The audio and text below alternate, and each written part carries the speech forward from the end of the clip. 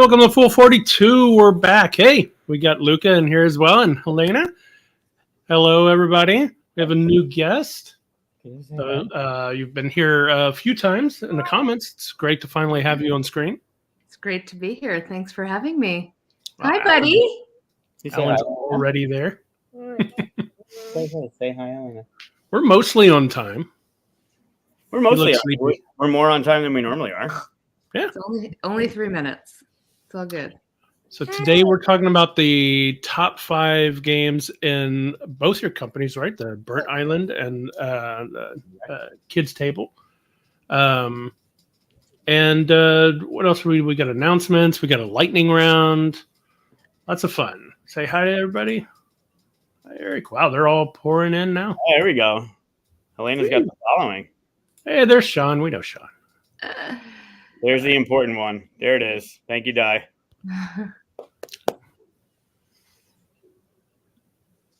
Wow, already dropping the bomb. Yeah, so I've been joking with Daniel. Daniel needs to be on the show at some point, but he doesn't want to be. He doesn't want to be? Mm-mm.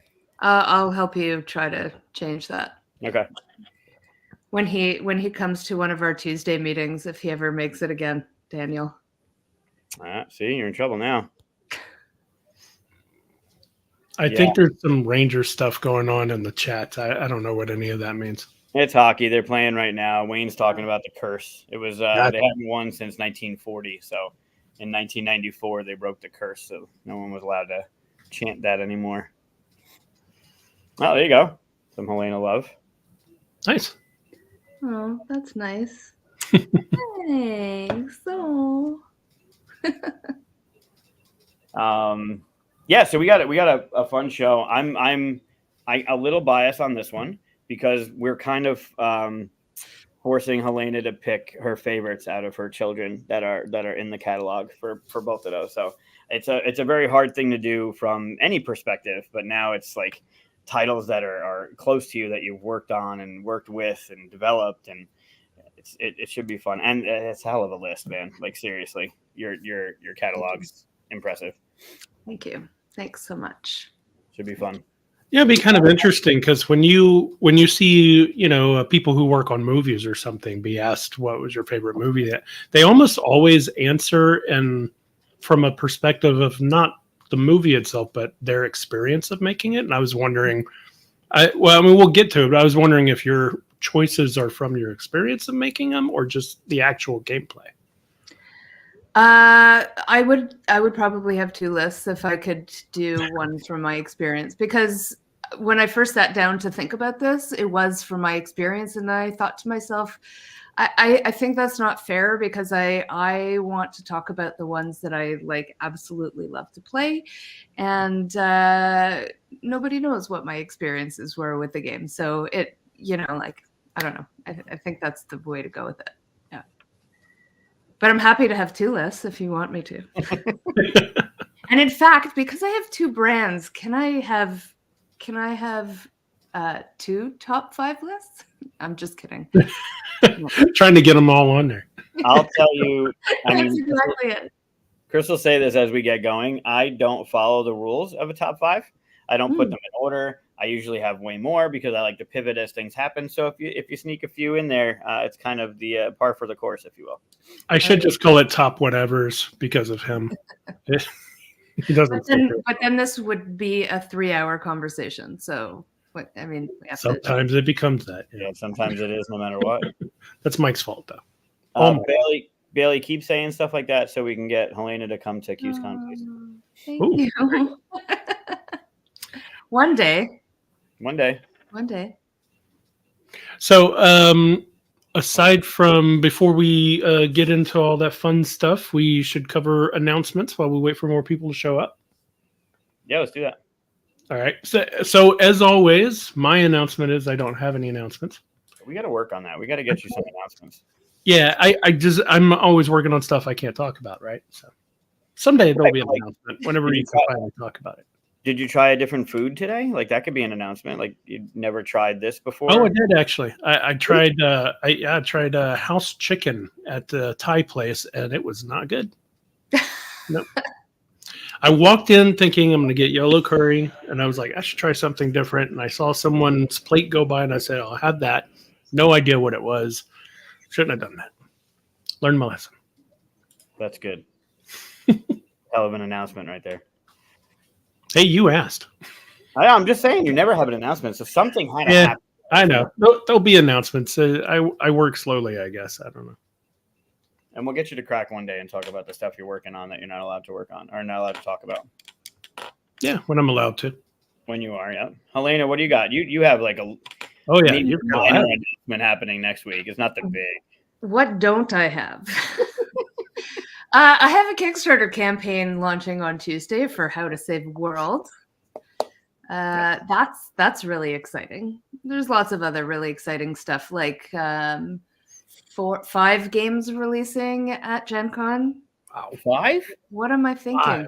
Oh, that's amazing. 1, 2, 3, 4 games. Sorry. Cafe Barras, Lairs. Nope, not Lairs. Cafe Barras, Maki Master, Mycelia, which I'm very excited. Oh, that's right. Yeah. And Endeavor Deep Sea. Nice. Great. Yeah. They all decided to be done at the same time. Good time. Perfect. Yeah. Great. We played that on this show. I don't remember how many episodes ago. We also played How to Save a World a couple of episodes, 3 episodes ago. Yeah, a few episodes ago, and we played Maki Master a few months ago. That's true. Yep. It's kind of like the stuff you make. Oh, thank you. Thank you so much. Partially you, and partially Sean. We like hanging out with Sean too. He's fun. We'll give him some credit. What's the asteroid to win? Oh, Eric! I hope your asteroid name wins. Also, what is it? I don't even know. I haven't looked at the list yet. Although Sean will probably be not happy with me because I was supposed to look at it today.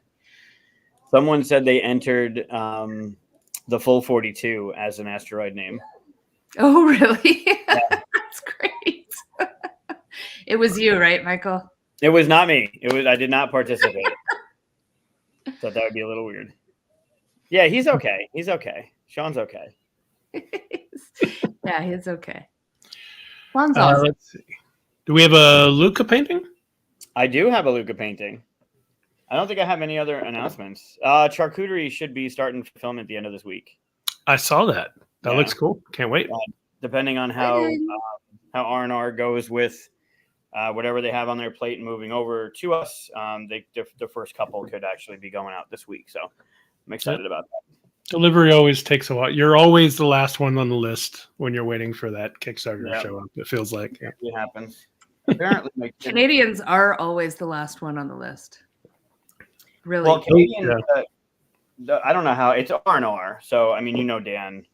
I don't know how he does it. Or there was a comment about that before. Like, there's so many different ways you can do it, right? You can do the biggest to the smallest. You can do individuals first. You can do closest to the state. You can do farthest from the state. You can. I don't know how they do it. Alphabetical. But hopefully, I mean, the Canadian stuff they're also doing. So it should go. It should be roped in. Yeah.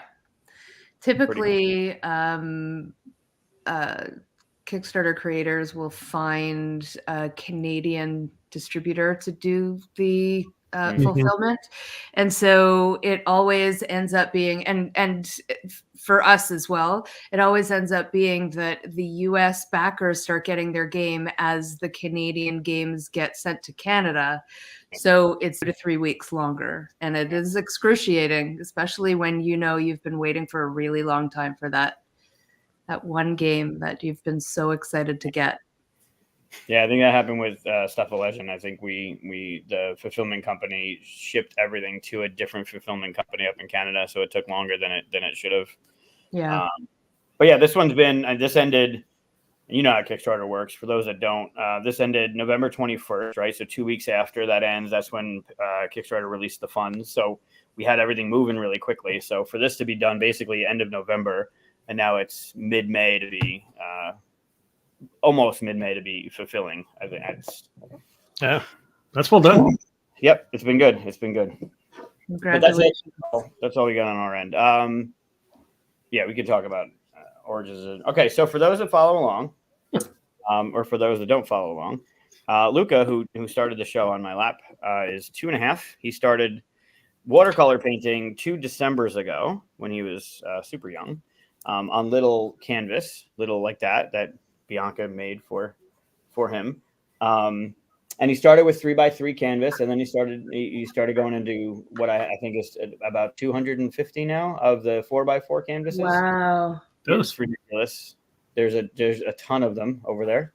And what we like to do is look at it and kind of like a Rorschach test and see like what we see in the images. He's all over the map with some stuff. Like just recently, some of the 4x4s were one color. Then he went over to multicolor again. Then he was doing circles. So he's all over the place. However, this one is special because it's his first 8x10 that he did. Yeah. And he has a name for it, which he named it. So I'll let you know afterwards. But this was done May 10th. The LH is left-handed. He's been doing all of them left-handed, actually. This is today's. I don't even know if it's going to be it. There we go. Oh, wow. He gets a lot more colors on there with the big one. Sure does. All right. Well, I know what I see, but I'd like to see other thoughts first because I don't want to taint it. So what do you see, Helaina? it looks like a landscape to me. Okay. Green mountains, blue sky, sun. Yeah. There's some agreement. Tree with a river and a flower bed. Okay. The beach. Got the beach. Yeah. Okay, so I see a giant walking along the landscape and like a UFO taking off, like the people escaping. You see the green with the green is the leg. See the foot right there? They're walking along and everybody like, get out of here. So you see ships like flying off. Wait, this is the leg of the giant? No, the green. Yeah, the green right there. See the loop that's down at the bottom? That's that's the foot. Right? Okay. And then behind it are all the explosions that created as it walked along. And where are the UFOs? The blue is a UFO with clouds coming up from behind it as it's shooting up. Okay. Sunset in the back, make it look pretty. It's dignity. Avatar: The Last Airbender. You could do that. Big blue butterfly. Yeah. Tropical shore with flamingo. There's West over there, Eric. Is he making you say that? Big blue butterfly. Yep. Where is the flamingo? Is this the flamingo? I would guess it's the only red thing on there. Oh, that's a flamingo? Golf club. Yeah, golf club, foot, same thing. I could do it. Yeah. Okay, so the day before he did this, we were hanging out at the playground. So he called this playground. Nice. So he was talking about that being the slide, and this is the grass. And then assuming this is the sun. I don't know what happened over here, but It's a flamingo. Yeah, flamingo on your playground. You didn't know that? Playground, yeah, sure. Yeah, but as he was painting it, he made sure this was a slide. But he was saying he was calling it a playground when we were done, so it's called playground. Awesome. Yeah. Good job, Luca. They approve. I want to put it back in the water. Yeah. Are there UFOs at the playground? There are always UFOs at the playground. Yes, there were definitely UFOs in at the playground. Multiple in colors too. It was crazy. Oh, that was a good one. I'm excited to see the big ones now. If he's like really thinking big picture and stuff, that'll be fun. Yeah, I'm trying to get him to do, I don't know, like not tell him what to do, but like get him to practice circles and lines, and like when he signs the back of stuff, he's starting to get his letters down, but not. I mean, it's me looking at them as, oh yeah, that definitely is an A, and it's nowhere near an A. Big thumbs up. Oh, there you go. How old is he? He's 2.5. I think you've got some time before that is Yeah. established. Just Sure. speaking from my educational background. Mm-hmm.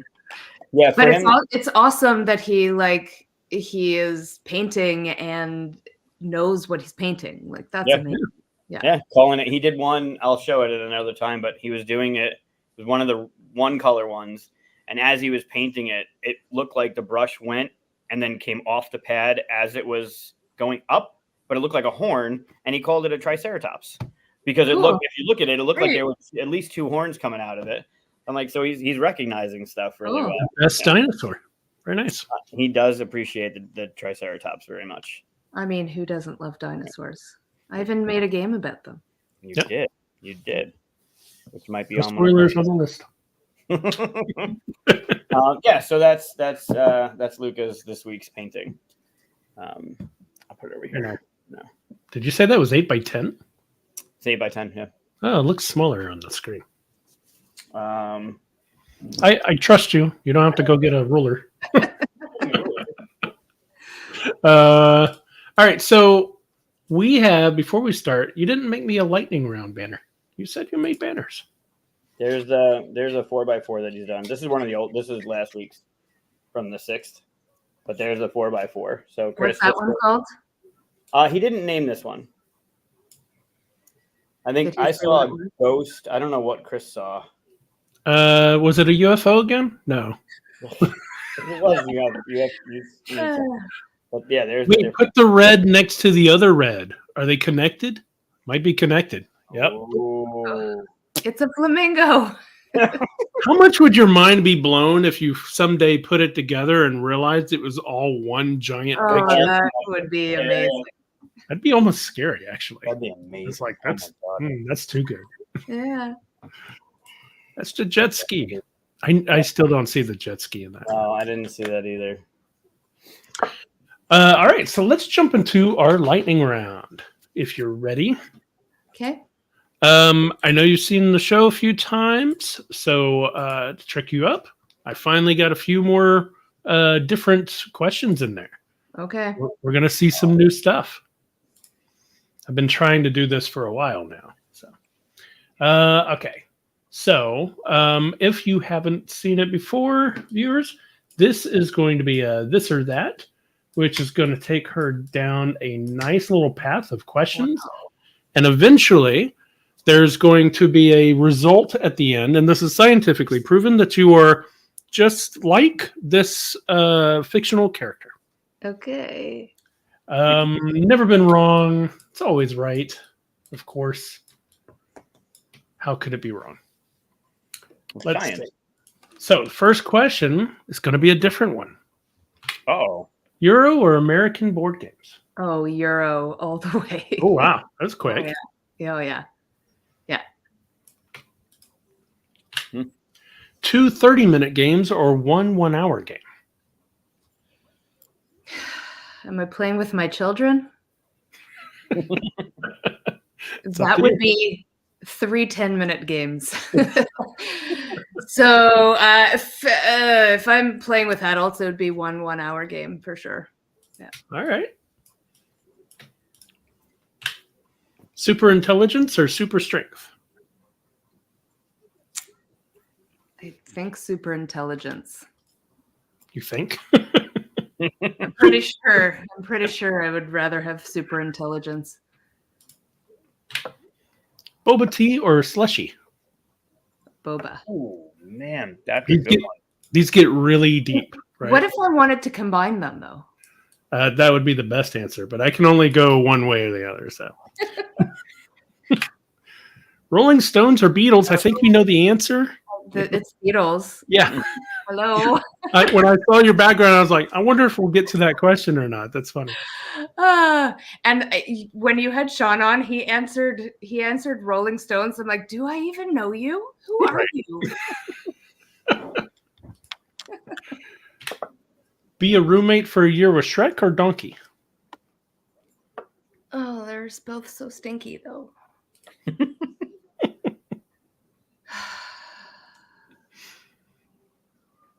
Donkey, because Donkey's so funny. I like that this is the one you took the longest to think of. This is the one. Yeah. Worker placement or rolling dice? Worker placement. Yeah. Coincides with the euro, I think. Although you could have dice worker placement. Sure. Mhm. Yep. Only drink water or never eat restaurant food. Oh. I would only what? Some of these are bad. That's a brutal one. But okay, only drink water. But then I would not be eating restaurant food if I'm only drinking water. Leaning towards the yellow. Yes, yellow. Make a loud beep when you yawn or sneeze confetti.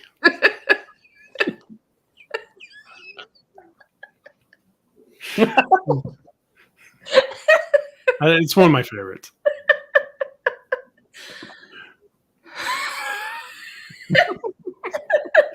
I can't tell you how much I wish I could sneeze confetti.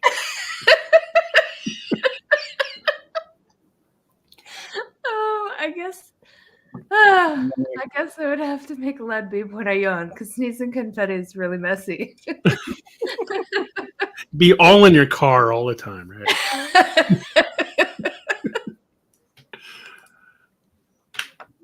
Bad guys can be turned around or bad guys got to go down.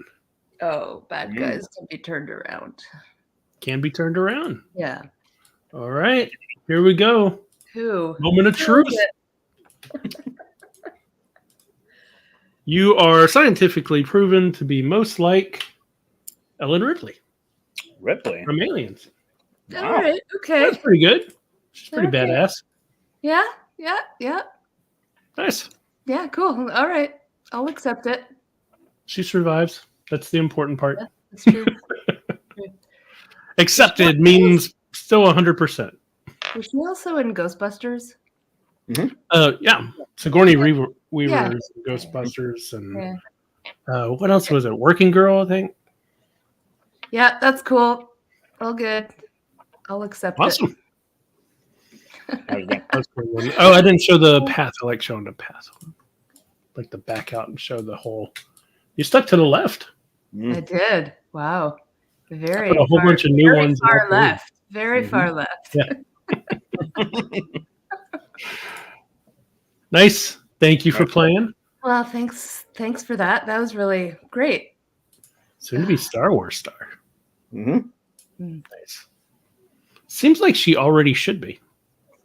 Right? She's being cast in. Eric told me earlier, and I forgot what it was. Was it the Skeleton Crew or something like that? No.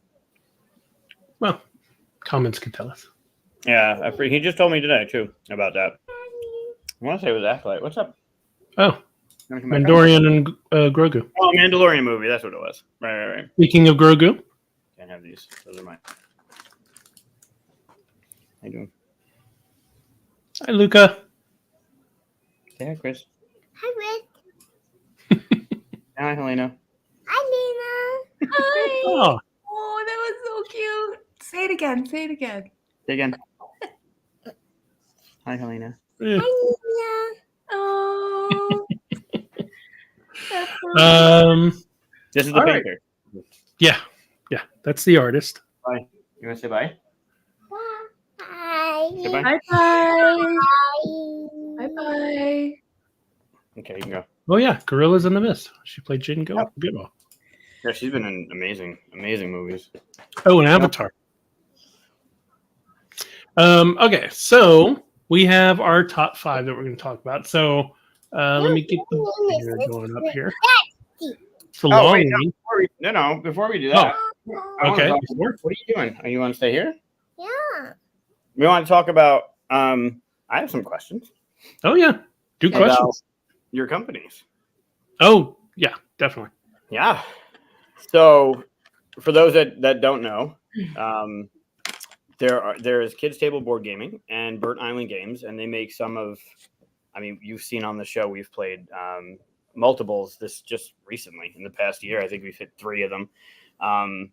I've talked about them on the show without Helaina being here, and I will continue to talk about them. They are some of my favorite, prettiest, best components, well-made games out there, and they're one of the companies. When we did what was it, end of last year, I think we did companies that like just have earned our trust. When we see the name on the box, it's basically a no-brainer. You're top of the list. Devere has earned it recently. What came first? Was it Kids Table Board Gaming or was it Burnt Island first? It was Kids Table. Okay. Kids Table was born because I was playing Chutes and Ladders with my son when he was like, I don't know, 3 or 4. And I was in this endless loop of hell. That's what I call it. Where I would go down a chute and then I'd have to go back up the ladder, and it just like it kept going. And listen, I think that there is a lot to be said about very, very simple games that teach kids how to take their turn, how to count, how to lose safely.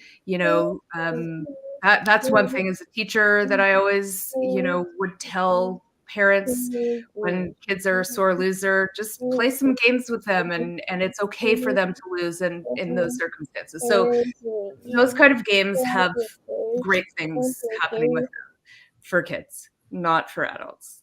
They're the worst for adults. And so, in this endless loop, I just said to myself, something needs to be done about this. And so I set out to make a game that was interesting for adults and also for kids. And at the time, my husband, who does all of the creative stuff, he's our creative director, he had designed a game at the time it was called Shoe Tree, and loved it. And I thought that it should have a theme, and we threw the Food Fighters theme on it, and decided not to pitch it around. Decided because it felt like a family game, and like actual, like from our family, like our kids would play it, that we maybe need to make this game ourselves. And so we did, and now we're here. All these years later, 9 years later. So that's amazing. How did Burnt Island come to be? Where did that conversation come from? So also tied in with Josh, he did the art and graphic design for the game Endeavor back in the day. It was published by Z-Man, and the game did really well. He did really well with it. I actually fell in love with playing games because of the game Endeavor. And when Z-Man decided that they weren't going to do anything else with it, I sort of took many years to convince the designers that I could make a new edition of it. And I actually partnered with Mark Spector on it. At the time, I was teaching full time, and I knew I wasn't going to be able to give everything that game needed to do the publishing, because I knew it was going to be a really big project. So we partnered together, and I couldn't make that game a kids table game, because it is a Euro, and it has a lot more depth than a family weight game. So I decided that I'm going to start a second brand. And so I started a second brand, and we did very well with Endeavor Age of Sail, like very, very well. The Kickstarter campaign for us was amazing. The backers were amazing. The experience making the game was just fantastic. It's absolutely gorgeous, beautiful on the table. Still a game that I really, really love, even though I've been working with it for so many years. And so I sort of knew that maybe this could have some legs, and now we have 2 brands. So there we are. That's it.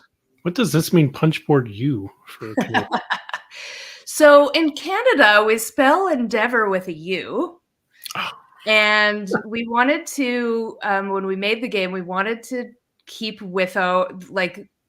keep it as much like the original as we possibly could. Like, we added some stuff to it, but we wanted it to stay like the original. And so we decided as a group that we were going to keep it called Endeavor without a U, even though that's the proper way to spell it.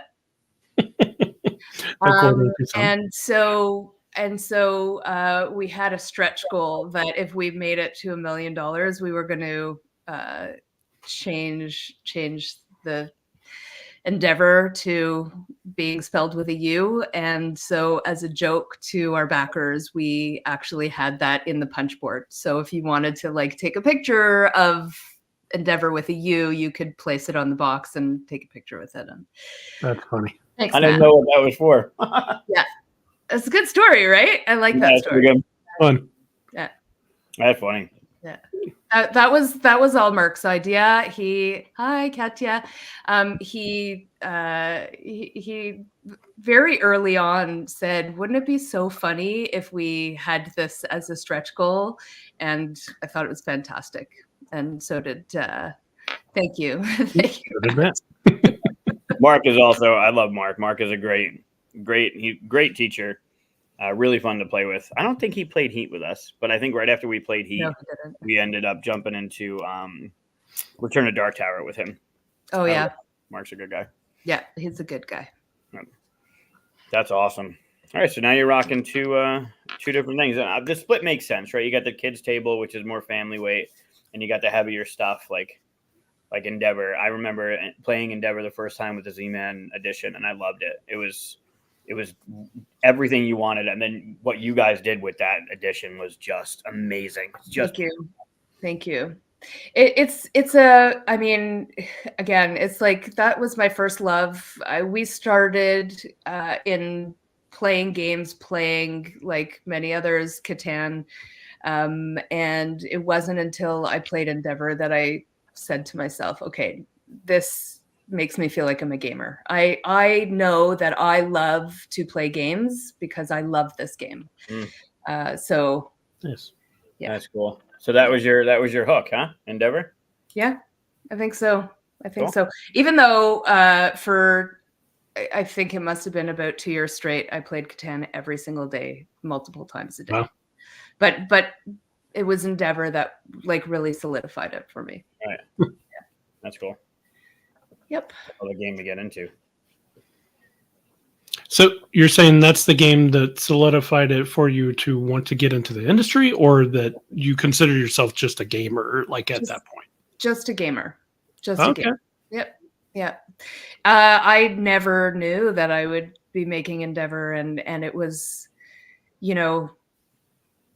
it was like a dream come true for me. I was already making games, which was amazing. And seeing Food Fighters, our first game, on the shelf with our names on it. And that was really exciting. But it was like when I made my favorite game and shared it with the world, that was like the thing that really just, it was a dream come true. It was really, it was really amazing.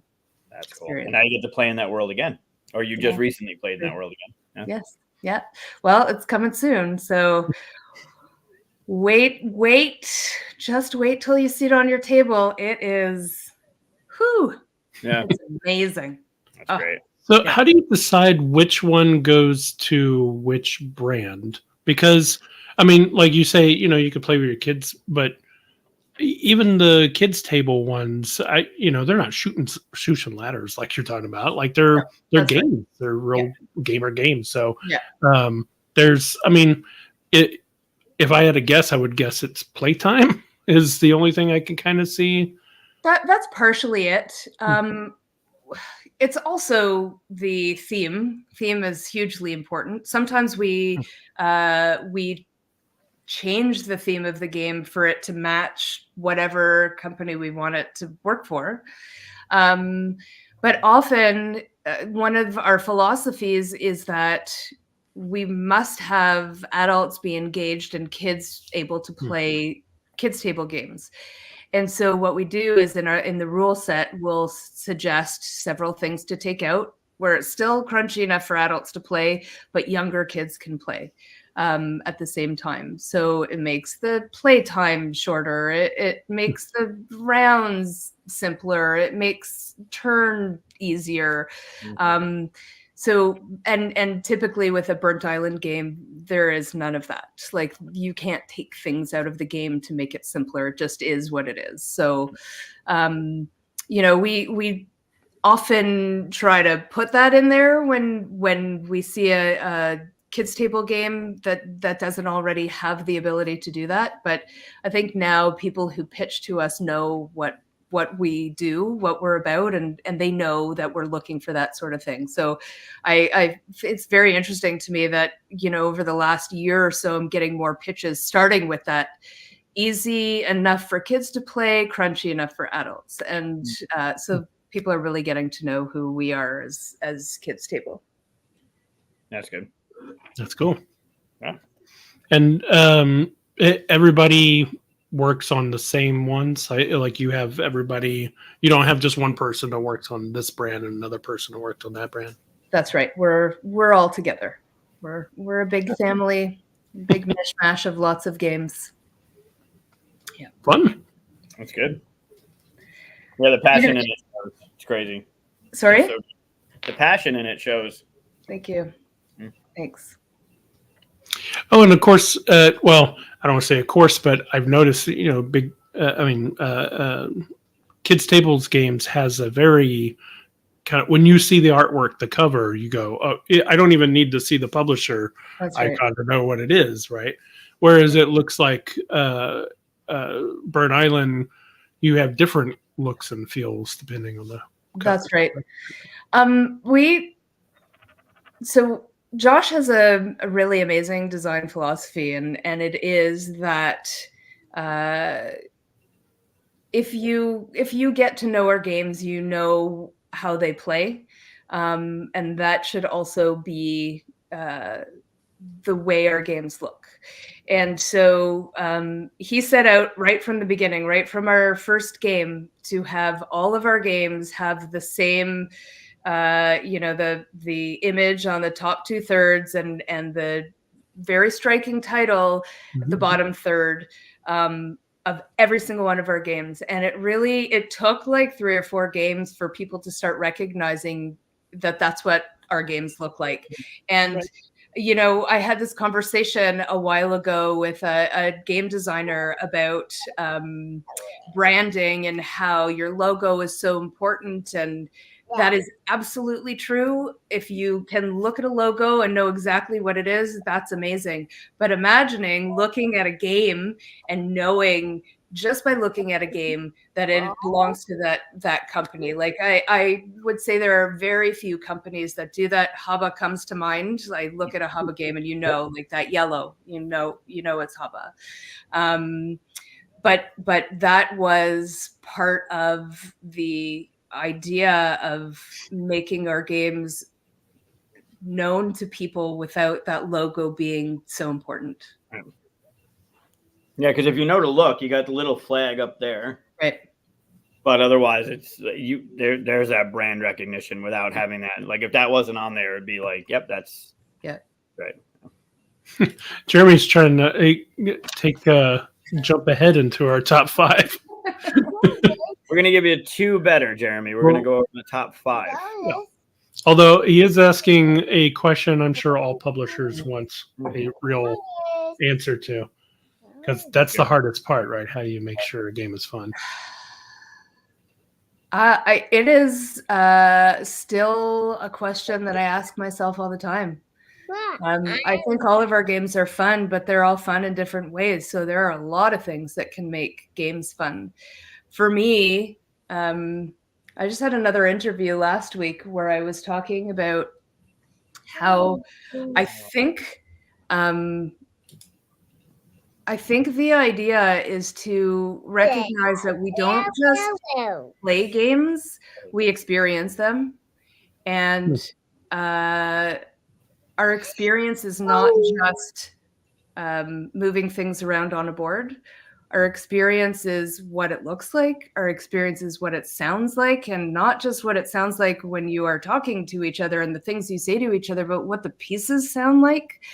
I think it was before we were on air, but we mentioned Fossilis, which is just like aesthetically, to me, one of the most amazing games. It is a 3D dig site where you are literally taking bones out of the holes on the board, and when you're moving those tiles around, they're clickety clacky, and when you're pulling the bones out with the tweezers, it makes a certain sound, and those things are part of the gameplay. So it's not just about having a fun time while you're playing the game and who you're playing with, because those things really matter, but it's also how you're actually experiencing the game, like the physical game. So That's pretty interesting, because I assume that you also do play testing on things like TTS and virtual and stuff. So you're going to miss out on a lot of that stuff too, right? it's very true. Although I have to tell you, and I'm just now that you're saying it, I'm starting to realize that there is something for me about the sound of things, because I love the sounds that TTS makes. Oh. I love it when you roll the dice. Yep. Oh, it's great. Yeah, I love it. I love it. But it's true. Like, you do miss a lot, and truthfully, the games during COVID that we designed and developed don't have the same experience on the table as games that we actually designed and developed in real life. And I'm never doing that again. So hopefully we don't have to stay home again. Yeah. But it's true. Like, that was a very difficult experience for us. And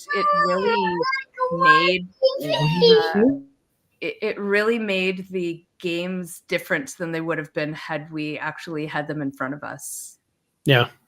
I think whenever I'm doing it, it's a blend. Like, you almost start off in virtual at this point, and then eventually you get to the physical, and that's where all the fun bits and pieces kind of really make their presence. But I liked what you said, especially about Fossilis, with the tweezers and the getting little pieces out and stuff, because it makes you feel like you're thematically into that thing. Yeah, that's great. It really does. It really, really does. Yeah. Hey, everybody. Got a lot of talking going on. Comments here. I know a lot of support for the idea of components.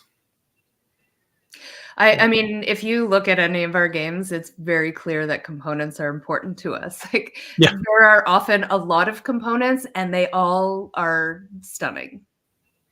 What's your most difficult component to have gotten right? Interesting question. We actually just, maybe it's not a component, but I mean, I would consider it a component. So we did Endeavor Deep Sea, and my promise for that game was that we were not going to have a stitch of plastic in it, because it's about ocean conservation, and that would be ridiculous. So we decided to do some research, or I did some research on how we could make a really good insert, which I think is also important when you do have lots of bits and lots of parts that it would be much easier to have an insert just out instead of having to put everything together and place it out ready for the game to begin.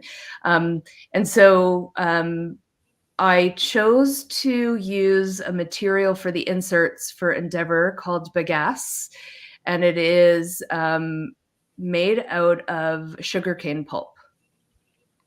And so it's not a component in the game, but I do believe it's integral to this game and others that we're going to use it for. And I was really afraid because at the time, nobody else had done it before. I had seen it used in so many other areas, but not in in games. So the issue with it was it had never been used before, so there was no proof of concept yet. We are the proof of concept, I think.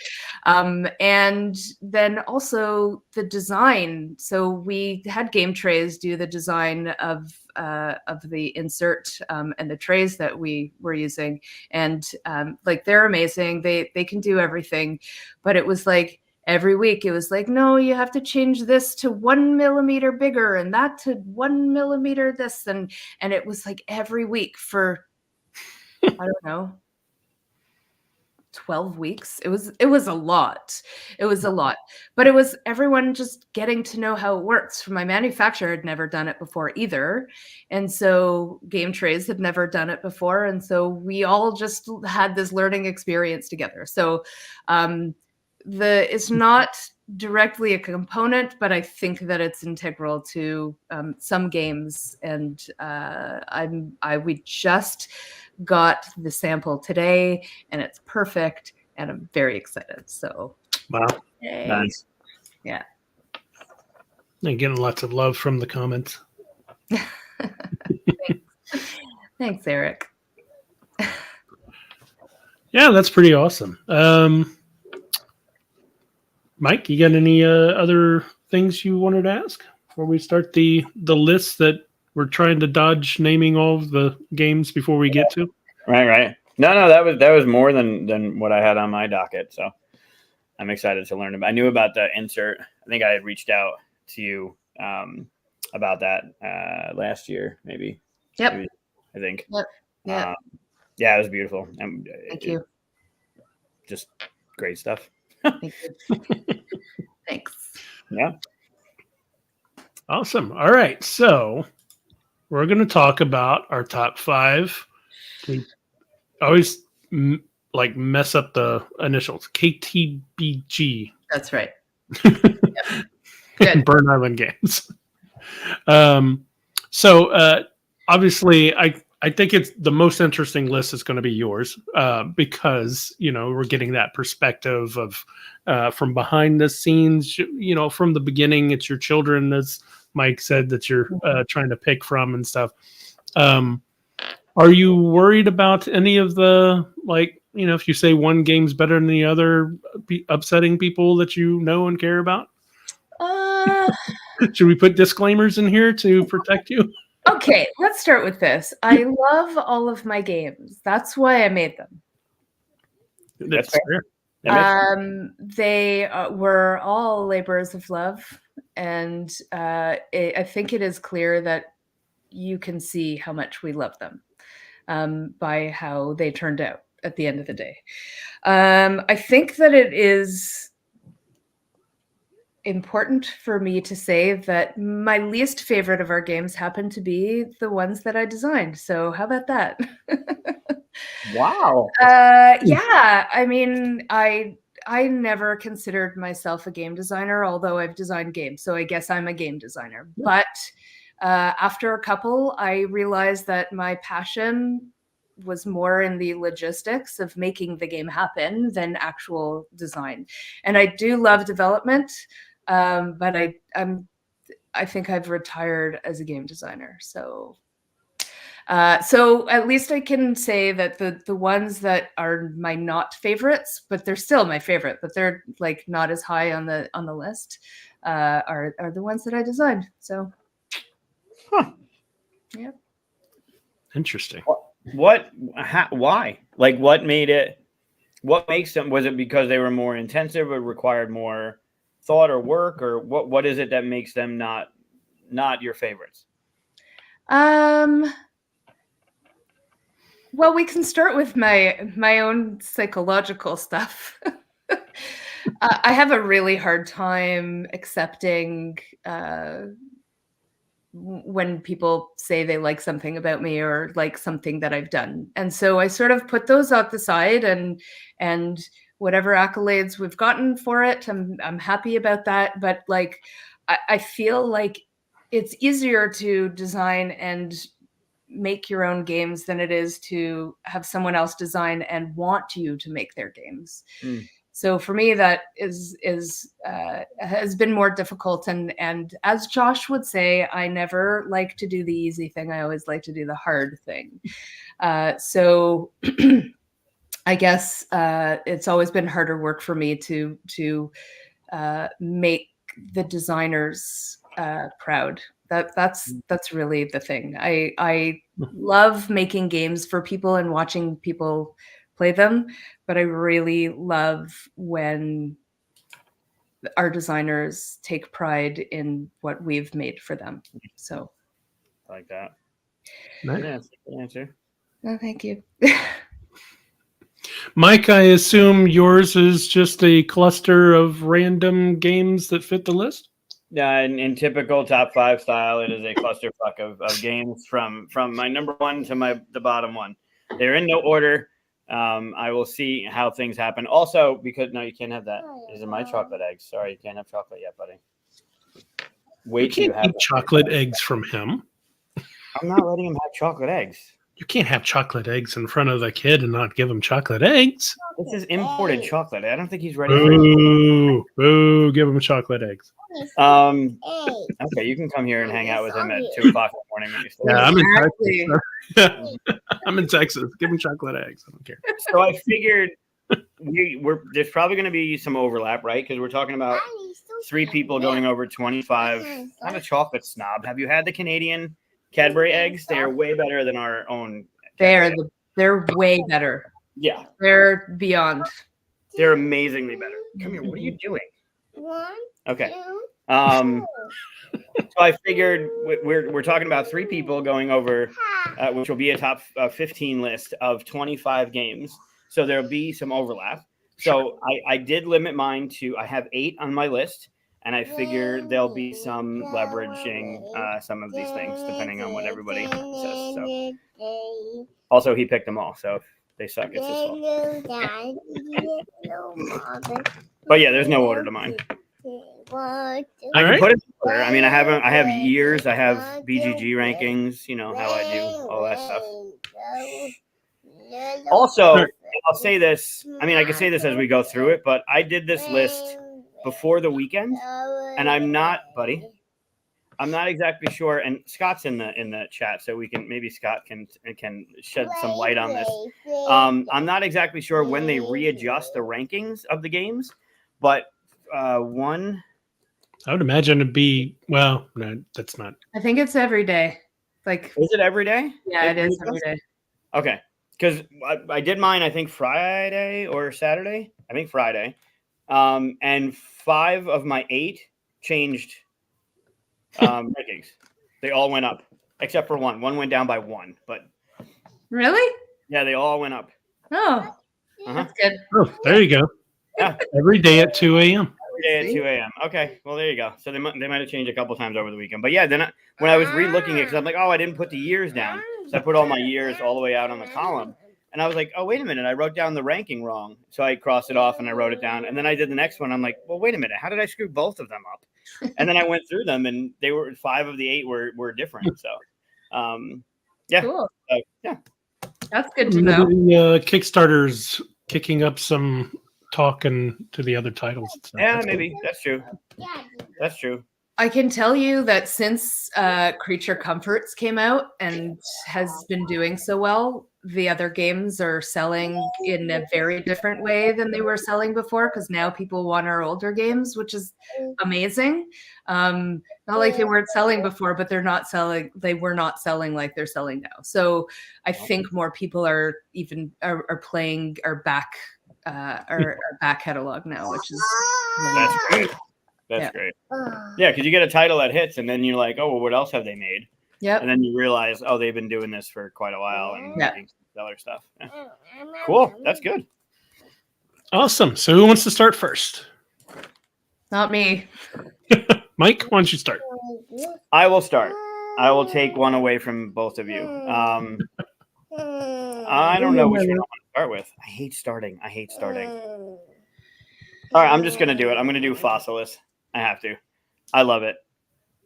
It's 2020. It's currently ranked 25-23 on BGG. and it's gorgeous. I mean, this isn't because I know David, but the game, the presence, the table presence, the digging, right? You got the tweezers. We talked a little bit about it before, and the art was great. The components are great. The tiles were great. Everything about this game. Also, it's dinosaurs, and you're digging for fossils. Like, there is nothing. Is that David? Yeah, that's David right there. Yeah. Oh, look at him in his little polo. Looks like a candy corn. Young. Wow. Yeah, so I hadn't played it before. I backed it, so I got the little gold foil, like, cover. But I didn't play it until I think it was QSCon last year, maybe the year before, when David came and he taught it to me for the first time. So I got to play it with David at the con. I loved it. I think it was really well done. The components and everything are just great. And also it's a dinosaur game, so how could you not? So I'll start off with that one. All these pictures are of the prototype. Yeah, I saw that it was like the 3D kind of printed. Yeah. Right? Yeah. I know. Unfortunately, we can't. Oh, there it is. There we go. That's There you it. go. That's the one. it. Yeah. Hey, can I have the egg? Thanks. Yeah, you took my number 2. It's it's the first one I wrote down. I mean, I can't rank them because some of them are just. Oh, can I have it? Oh, thank you. Now you're feeding me the eggs. Mm-hmm. So it was the first one I wrote down because I adore the game. So Yeah, it's a Blu-ray. Yeah, I did get to play it with David too, so that's maybe that's what weighted it a little bit more in my head. Right. in here. I've played it with David a few times too. Yeah, she did. It's also on my list. I do want to say that I can't put my games in order. I do have 5, but I can't put them in order because I love them all. That's fair. But Fossilis is also on there for me as well, for the reasons that I was saying before. Just the multi-dimensionality of the whole experience. Yeah. And it was just a fun fact. I chose this game at what's it called? There's called Proto-TO. It was a small convention in Toronto where designers could come and have their games on the table, and publishers could walk around and just sit down and play. And I saw a square of Lego with tiles sitting on top of it. And I was like, oh, what is this thing? And I don't think I had really talked to David before this point. And I sat down and I pushed some tiles around and I was like, this is amazing. I'm bringing my son tomorrow and I want him to play. And he sat down and played it and he said, this is amazing. And that was it. Like, I knew that this was going to be our game. Yeah. I'm not sure if it was the same contraption, but he did have a Lego build at the con that he was showing me. So that'd be cool if it was the same, like if he brought his original I'm sure he probably broke it down, or he was making something new. But it was a Lego build of that with the holes in it for the dino boat. It was really cool. That's funny. I was going to ask because he told me the original was Lego. I was going to ask if you saw the original Lego. That's funny that you had that. And the tiles on top were I can't remember what the game is called. I have 15 boxes of it downstairs, but they were single dominoes where, you know how dominoes have the 2 sides? Well, they were just a square with the domino on it. So he, flipped that over and he drew his trace fossils on top of it, on the bottom of it. That's fun. Yeah. So it started off as dinosaurs, right? Yeah. I can't imagine what else it would have been. No.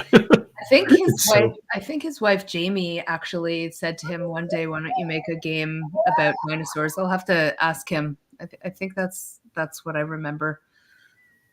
Isn't that beautiful? Yeah, I love all the little bones and stuff in there. I wanted to be a paleontologist when I was a kid, so the minute he brought this out, I was like, "Oh my god, yes!" Yep. I think everyone at some point in their life thought maybe being a paleontologist was for them. I mean, I think I was like 14 whenever Jurassic Park came out. So of course, Yeah. Yeah. The little man's got his dinosaurs on the table right now that he's playing with. You might hear them slam on the table every now and then. Like that. Well, he's playing Legos. I mean, he's playing dinosaurs, so. He's got a T-Rex and a Dilophosaurus and a raptor. So Awesome. All right. So, What? Helaina? No, Yep. this one. What? So I'm gonna say Creature Comforts / Maple Valley. Creature Comforts started this amazing role for us, but I have a very special place in my heart for it. Roberta Taylor, the designer, showed this game to me at a convention several years ago, and the theme wasn't quite right for us at the time. And so the next year, she contacted us right before that same convention and said, I have a different theme. Would you want to see it again? And I said, yes, absolutely, I would, because I knew that I loved it, to begin with. And it just, from the moment we played it the first time, as well, it wasn't Creature Comforts at the time, but with that theme, it was magical. Absolutely magical. Everything about it was magical. The fact that it's a cozy game, and while you are competing with everyone else at the table, you also feel like you're so friendly with them, and it's just makes you feel all cozy. I don't know how else to put it, because I actually feel that way when I play this game, and so I love it so much. The anthropomorphic animals and like all of just everything about it is just so wonderful. And then we made Maple Valley, and Maple Valley took all of the things that I loved about Creature Comforts and made it a different game. And for me, I enjoy the play experience better for Maple Valley, because it is, first of all, it's an easier game to teach, and it's an easier game to play, although the decisions are much deeper than they are in Creature Comforts. So love both games very much. But Maple Valley has stolen my heart for gameplay, I think. Is it the same designer? Same designer, same artist. Yep. Very nice. I see in true Mike fashion, you shoved 2 games into one. I love it. I love it. All right. Okay. Who's next? That would be me. Okay, so my number 5, we played on this show. I failed miserably at this game, which I do on most of the games we play on the show. But I immediately wanted to play again, and that's Maki Master. So when we played, you talked about like the physical stuff with playing and stuff. I've only played this virtually on the show, because need to get it. But I almost wanted to ask if we could extend the show to play again, mostly because I only got really what I needed to do until like the last bit of it. I was like, oh, that's how I should have played. And I love that feeling in games. Yeah. And it wasn't like a fumbling around or anything. I thought, oh, I'll try this. But then I saw what Sean was doing and a little bit of what Mike was doing, and then I was like, oh, that's what I should have been doing. Now I want to come back and attack it and stuff. So I can't wait for this game to show up again. Plus the artwork, and I love sushi. It's just amazing stuff. So, yep, that's my number 5. I will never look at it the same way after that. Thanks, Daniel. Scrabble. I mean, we do describe it as Scrabble meets sushi. So, yeah, that's funny. Yeah.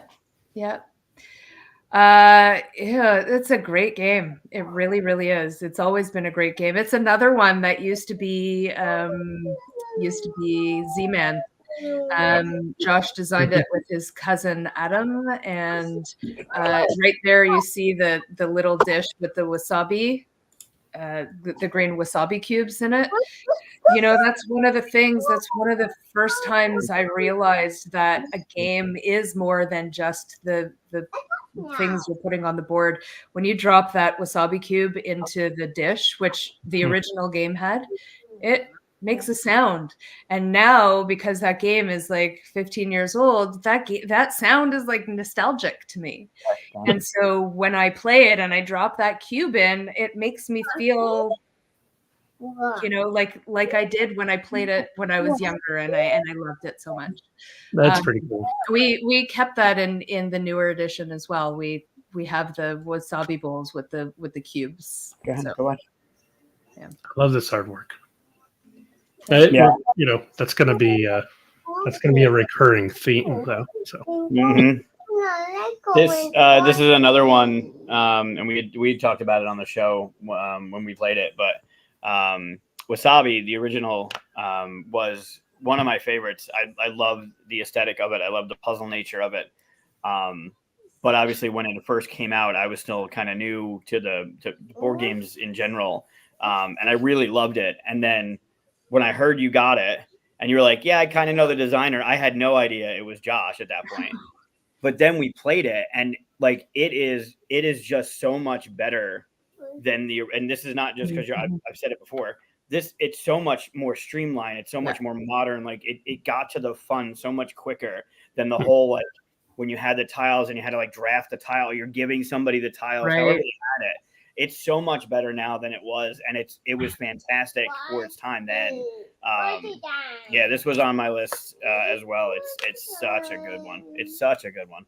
I mean, imagine developing a game for 15 years, right? Because it was his first design that was published, and it was great for the time. It sold very nicely, and there were things that always, you know, nagged at him. You know, the way the game ended, you know, everything felt so tight. You couldn't do the last thing you wanted to do, like Chris said before. Like you knew what you needed to do at the end of the game. You couldn't do it because the board was full. And you know, between that and that exchanging of the tiles, which, you know, at that time it was to make things more difficult.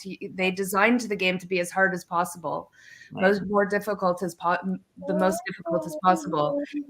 And now it's the opposite. You want everyone to be successful when they're playing the game, because truthfully, that's a really good design philosophy. If everyone is successful in the game, it makes people feel like they want to play more and want to play again. And so we had 15 years to think about it. It paid off. It's stellar. Yeah, I cannot wait for this one. Cool. Thank you. Thanks. Yeah. All right, Mike, you're number 4. Yeah, I'm running out now. I'm going to come out with. All right, so we played Maki Master recently, and then I'm going to do the one that's coming out next, or it's going to be on Kickstarter next week, that we played a few weeks ago with the designer and Sean. Sean was a little round icon for the whole thing because his camera wasn't working. But How to Save a World. Like that's a little different than I would expect. Like that just looks killer. Like I love I don't know, it just looks so good. Like, okay, great, something bad is going to happen. And then the choices you have to have in the game. I did not expect it to be the way. Like it looks cool, and I knew it was going to be like just a stellar game. But playing through it, holy shit. Like the choices you have to make in that thing they're just great, because you're like, okay, this thing's going to come. We have to figure out a thing. And do you want to work on this track? You want to work on that track? Or you just want to just evacuate everybody? And it really showed off the different things you could do if this situation were to happen. Like if something dire is about to happen, you could focus on, all right, well, why don't we try and like do this thing? And then thematically, if you worked on the laser, I think it was a laser, and it broke it up, well, then thematically it made sense that would be like you heard it enough to do the next thing on the line. And then if that didn't work, then get everybody off the planet. But even that choice, or in development or in design and development, however that was made, like it just shined in this game. And I didn't expect it to be like, I expected it to be good. I didn't expect it to be that good. Mhm. Well, thank you. Yeah, you stole my number 3. I love when that happened. Like, even I think Sean was explaining it. Like, it made sense that, well, we worked on the laser, and if you got it to that certain point, then great, you won. But if not, you had to go to the next thing. And then thematically, the fact is you broke it up enough for the next thing to work. And that as a choice was what it was brilliant. And then the whole off world, on world, and the way things work, it was super, super great. Well, I agree. We had played this game. It was just toward the end of being shut down. We'd played it with Yuval, the designer, and it struck me right away as being very special. Very. I'm not like a huge space theme person, but as far as the space theme went, it was very interesting to me. And we played it like maybe 6 months later after we had played it the first time, and I signed it. And I then realized like how much I loved the game. We've done a bunch of development. You've always been involved in every step of the way, and we worked with Helaina Cappel on this as well, who is like, she's the most amazing developer I've ever worked with, and I think our whole team would say that as well. She's just incredible. And to me, the jumping from the planet to the moon, and from the moon to the planet, and the pressure to be at both at the same time, but you can't do all the things you want to do. I really, really, really love this game. It is very special. I'm excited to see how people experience it in the Kickstarter. But I don't know. Before we did this game, we actually were unsure of whether we were going to just put a hold on Burnt Island for a little while, because KTBG has been doing so well. And I mean, Burnt Island's doing fine. It just doesn't have the same trajectory, and we can't get as many games out as we want to, because the games are heavier, and the art is like, there's so much art and so much graphic design that it's so much slower. But like, I think we kind of knew that we had something very special on our hands when we signed this, and so here we are again, and we'll see what happens. But I'm feeling so good about this one. Yeah, I think, you know, the way Mike was describing it, whenever Sean was teaching it, I was already kind of lighting up. You know, just the ideas of what's in there, and like whenever you put your ships over here, the next turn they have to be on the other side. Like, I liked already what was happening there. I was like, "Ooh, I'm getting all exciting," and you know, we learn a lot of games, and whenever you start getting excited during the teach, that's when you know you're going to have a good game. Absolutely.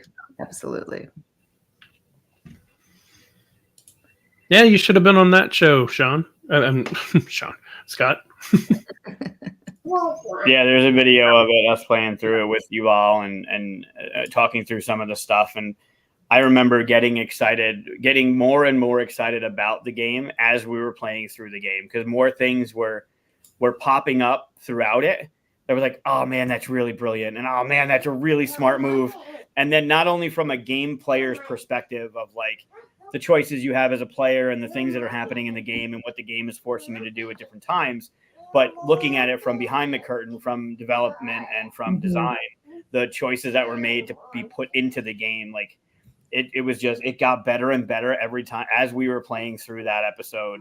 It just kept getting better and better for me. I thought that it was funny when we're playing against the designer. I see him go for the laser, and I just rebel. I'm like, nope, I'm not doing it. I'm not going to do what the designer is doing. I'm going to try something else. How'd that go for you? Yeah, it's all right. It didn't go well. I enjoyed it. That's how it went. Yuval is very good at playing this game, as he should be. Very, very good. Josh is amazing. He Oh, really? like, oh my god, he's amazing at it. I don't play any game well, and I accept who I am as a game player. I don't play any game well, and so the fact that I don't ever do well when I am playing and still love it and still want to play it all the time, that also says something about the game. That's important, yeah. That's actually a really good way to look at things as a publisher, because only one out of all the other players are going to have the winning experience, right? You should make sure that everybody is enjoying themselves, Absolutely. whether you're the winner or not. So That's why I have a really hard time playing player elimination games. To me, I don't understand the thing. I mean, at that point, to me, it's like just an activity. You are playing an activity, and the fact that everyone doesn't get to experience the whole thing doesn't make sense to me. Anyway. yeah, I don't remember. I think I remember doing well. I don't. Did Sean win that game? Did you, Mike? Do you remember who won? I ducked out early, so I have no idea. He'll take the win.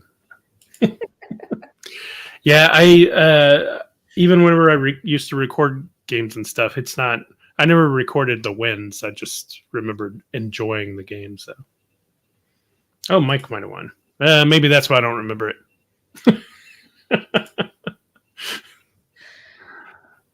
Mike, you're muted.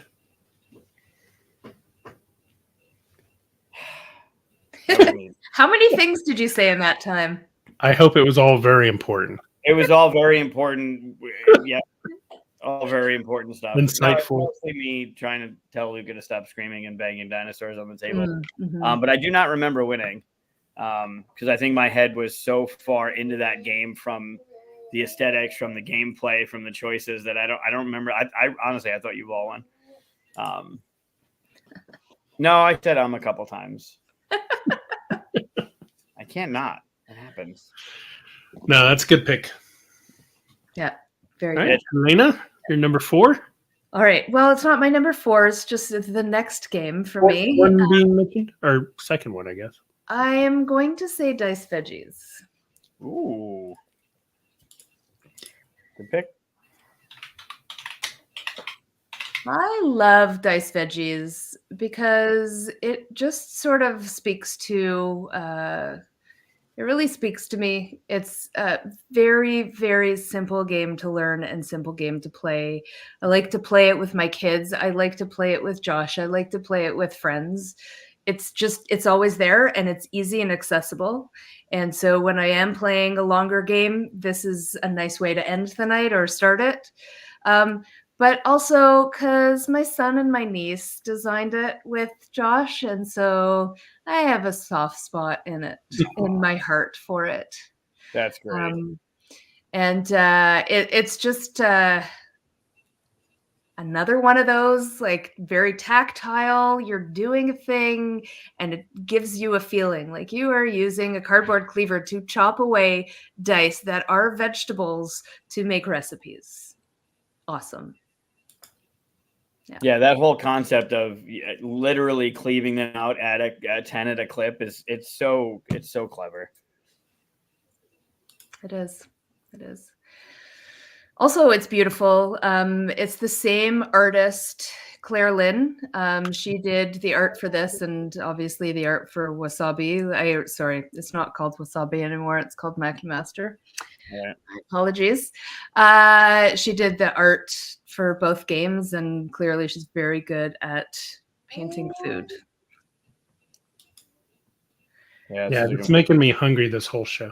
The other thing that I really love about it is that we made a decision to not go with the typical pizza, and I don't know, just we added a lot of dishes from around the world, and it's been really awesome. When we were first releasing it, we had a contest to have people challenge themselves to pick a recipe or pick a type of food, and then find a recipe for it and make it and take a photo of it and share it with us.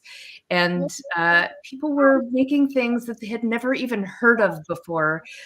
Sean made japchae, and like that was so amazing to me that people were being inspired by our game to cook. Wow. Yeah.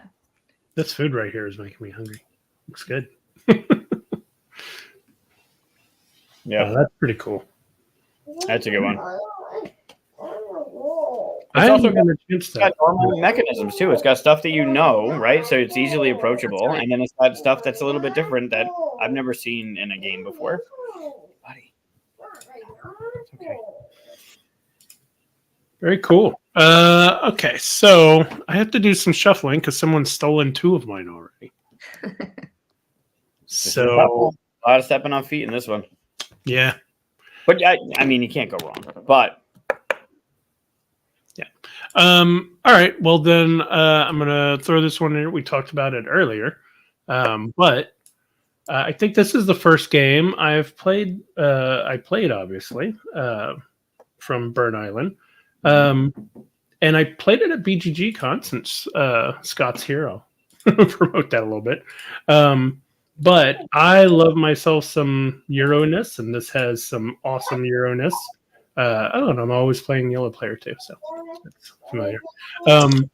But the buying of the again, maybe this is just a theme with your games, but as I was being taught the game, I remember getting excited about it. And this is just the kind of stuff that I don't know.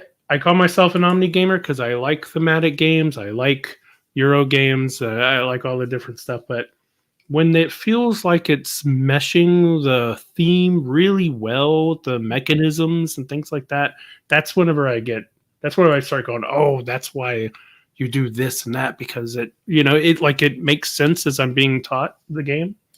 And this was just another one of those that I love playing. I haven't played it in so long, though. I need to get it back to the table. I never, I played it at a convention. I missed out on the Kickstarter, so I didn't get it. And I have not been able to get this to the table recently, so need to try it again. if you can go back a few clicks, the game was beautifully produced. Like the manufacturing of this was just gorgeous. The thought that went into like all the player components and the tiles and everything. But one of my favorite things for this one specifically was that thing in the upper left of the board.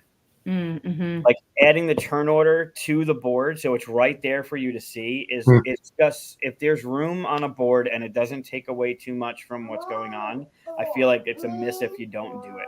And having that added to this was such a nice just a nice choice, whoever's choice it was, wherever that came to be. It was just a very smart choice to make. Good UI. Yeah, absolutely. Josh is amazing. Like he's a master at this stuff.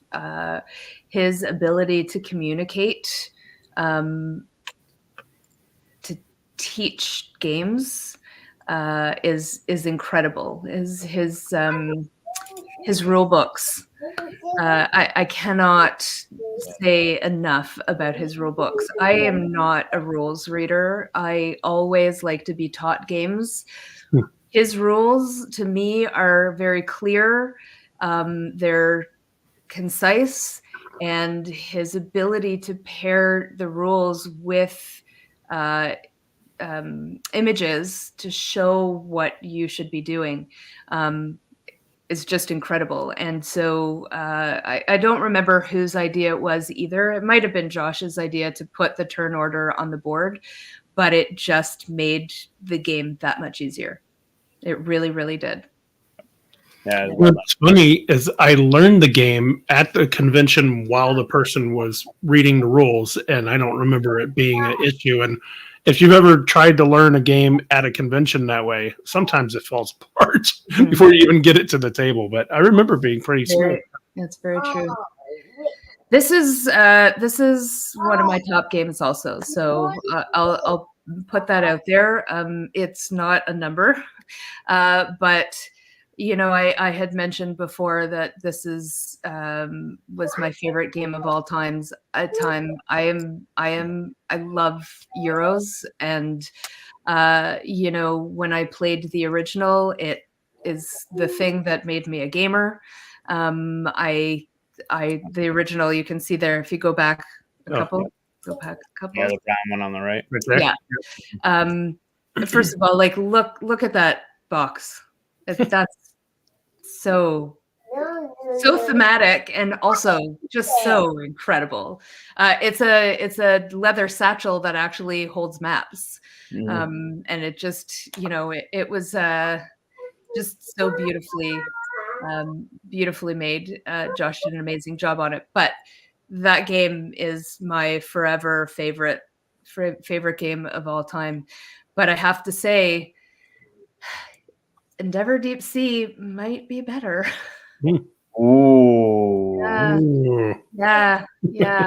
I mean, the theme to me is, it's a completely different theme, and I was worried that we weren't going to be able to move it to something else, and it is just seamless. Like the designers and the development team just did an absolutely incredible job at making Endeavor into Deep Sea. In Endeavor, you are on the board, and you're traveling around trying to expand, as one did during the Age of Sail. And in Deep Sea, you are learning about different parts of the ocean, and as you're learning about the different parts of the ocean, you're actually flipping over a tile and placing it on the table for the board to grow. And so the amazing thing about this game is that it is very familiar. When you sit down to play it, if you know how to play Age of Sail, you're going to know how to play this game. And so it feels familiar, but like a completely different game, which is so incredible. It's still the same sort of engine building, which, I love so much. But just everything about it is it's oh my God, it's amazing. Another one of those games that I play that I don't often win. I have won, but I don't often win, and I still just want more. Like, let me play another game so I can do the thing that I should have done this time.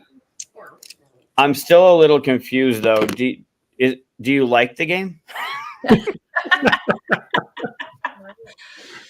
Yeah, a little. Yeah, it's great. I said it. The first one, the Z-Man edition, like you had mentioned it before, the satchel with the maps in it, like it's inviting you into what stories inside that box. That's right. So I remember seeing that for the first time and loved it. And then just the gameplay and everything in it was super fun.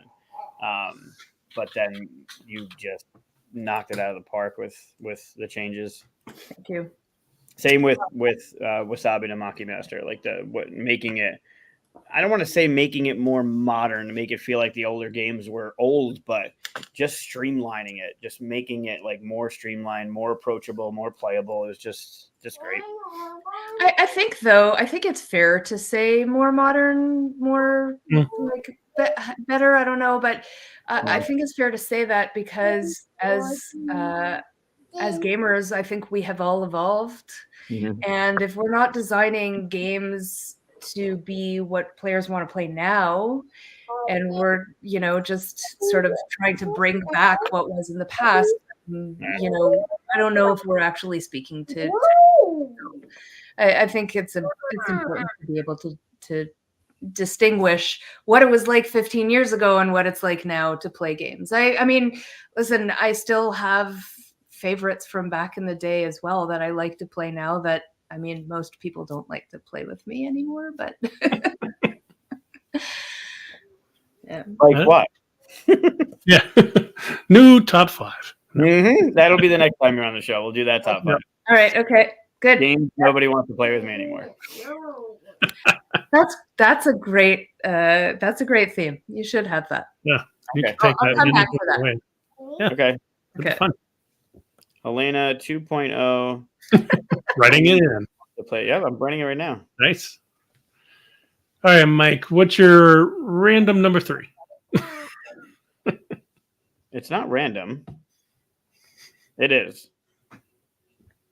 Play with me anymore. Sorry, I'm writing the whole title down. Okay, because I will forget it. All right, I'm going to go with... It's really getting tight now because I only wrote down 8. A lot of them have already been taken. There's only 2 more on my list, and I think I have to talk about Hall of the Mountain King. Hall of the Mountain King is just brilliant in how it... and what it's adding to that, I don't want to say genre of game, but it uses these mechanisms in such a creative way. That pyramid structure with the trolls and how that cascades down is just gorgeous. And then how you're digging into the mountain with the polyominoes, setting them up, moving the statue with the pedestals, and then how it's getting harder to dig as you get into the heart of the mountain. The game from front to back was, and the art's beautiful. Like, it's telling a story just in the cover. But then when you're looking at the table and you see that board and you see the outskirts and then you see this, whatever is going on, it's clear that you're going to the center of this map, right? There's this thing in the center, and then you got the rings that are coming across as it's getting more dangerous, it's getting harder. Then the tunnel system you're making, like there's so much in this game that I think this is, buddy, please. He's amazing. He's counting down his top 5. I don't even know what he's doing. Monsters Inc. is on. So I don't even know why he's counting. 2, 3, 4. Keep going. 5. That's great. That's good. Yay! Go to 20. Go to 20. Good counting. This was 2019. This is the one that went.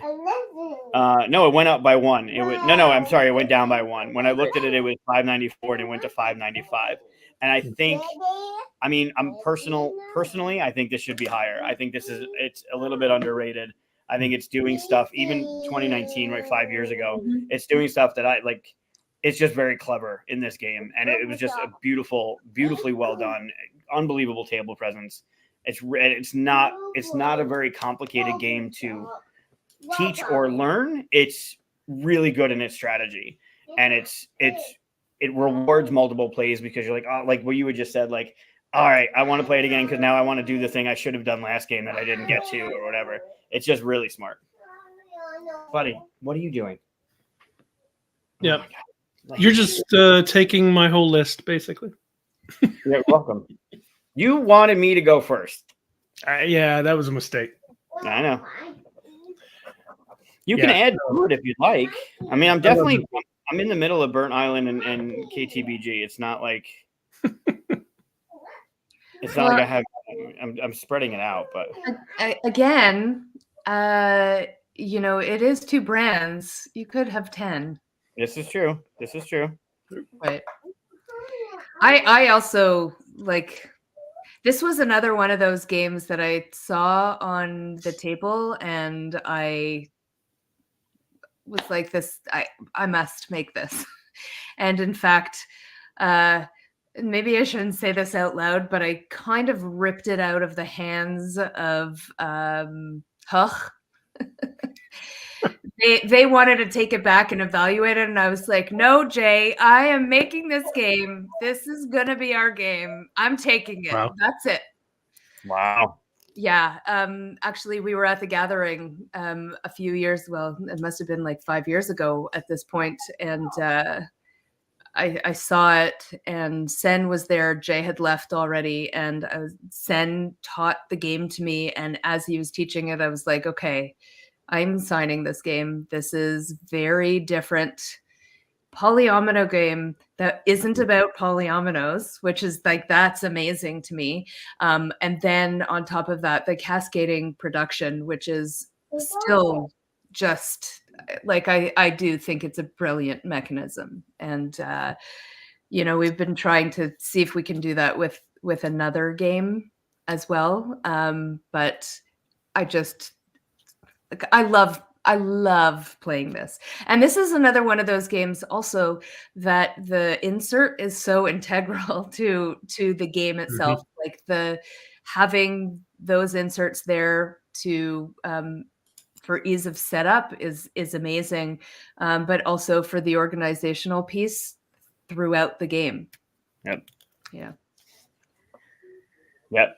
Another well done. I really do think it's. I mean, for being in the top 600, I guess it's people know it and have noticed it, but I think it should be higher. I think it's doing stuff that's clever. I think there's games that are above it that I guess it's all, in opinion and personal preference, but this one's good.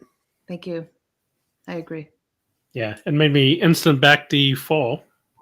Yep, exactly. Thank you. Yeah, very good. Thanks. All right, your third one of no particular order, Helaina? Starting a trend. Yeah. Yeah, I'm trying not to include the ones that we're working on, but it's hard for me not to include the ones that we're working on. I didn't want to say How to Save a World because it's the next one coming and we're going to talk about it anyways, but I absolutely love it. But I'm just gonna say it. Layers, which is going to be on Kickstarter in the fall, is a 2-player dungeon crawler meets battleship game. It's nothing like Battleship except for the fact that you are running the dungeon for your opponent, and it's hidden. So you set up the dungeon every game in a different way for your opponent to run around and try to do all the things it needs to do before you escape through the exit. It's so good. Okay, I want to know more. It's so good. Okay, so in the first game that you play a very simple game where you set up your dungeon with walls and treasures and monsters. And you are going to try to make your way through this dungeon where you can't see where you're going because your opponent has it set up behind a veil. And yes, 2-player Battleship, I say. That is correct. So you're making your way through the dungeon, and you're as you're doing that, you've got a sketch pad, and you are actually, as you go from square to square, you're going to write down what you see in that square that you're in. So it might be a wall to the east and a wall to the west, and nothing else is inside. And then you might take a step north one, and then there's a wall to the east, and you run into a monster, and then you have to fight the monster, and you use dice to fight the monster, and you've got some experience. So it's about a 30-minute game in your first game, and you are running through this incredible dungeon, and at the end of the game, whoever wins, it's always pretty close. By the end of the game, you reveal your dungeons to each other, and you just are like, wow, I can't believe the way this thing looks. And if you were really lucky, you've seen most of the dungeon, and so you reveal that you've seen most of the dungeon, and you compare it with what your opponent has in front of them. But the really awesome thing about this is that when you play your next game, you get to open up a box. And in the box, there are some new monsters and new things that happen in the game. I can't say too much because it's so cool. And there are many boxes for you to open. So this is not like a one and done game. This is play half an hour, and you're going to want to play the next game right away so you can open up that first box. And there will be many, many boxes. And so we will be able to keep the game fresh. And, it's not like a campaign or anything, but it's really cool that you are adding new things, new bits. As you know, we love bits, new bits, new rules, new monsters. It's just ridiculous. And I cannot wait for this game to hit Kickstarter and for people to start playing it. We had it at PAX Unplugged. We had a little party for some media, and people got to sit down and play it. And the feedback we got was just like, it was amazing. Wow. Yeah, that sounds fun. As a dungeon master for D&D, I always make tons of dungeons, and that sounds like a lot of fun. Yeah, it really is. Yeah, it sounds fantastic. Well, I want this on my list. When can I play this? Well, are you going to be at Origins? No, Gen unfortunately. Con? No, PAX U might be the only thing I can get to this year, unfortunately. Sorry. Well, then you're going to have to wait. I'll let you know how it is, Chris.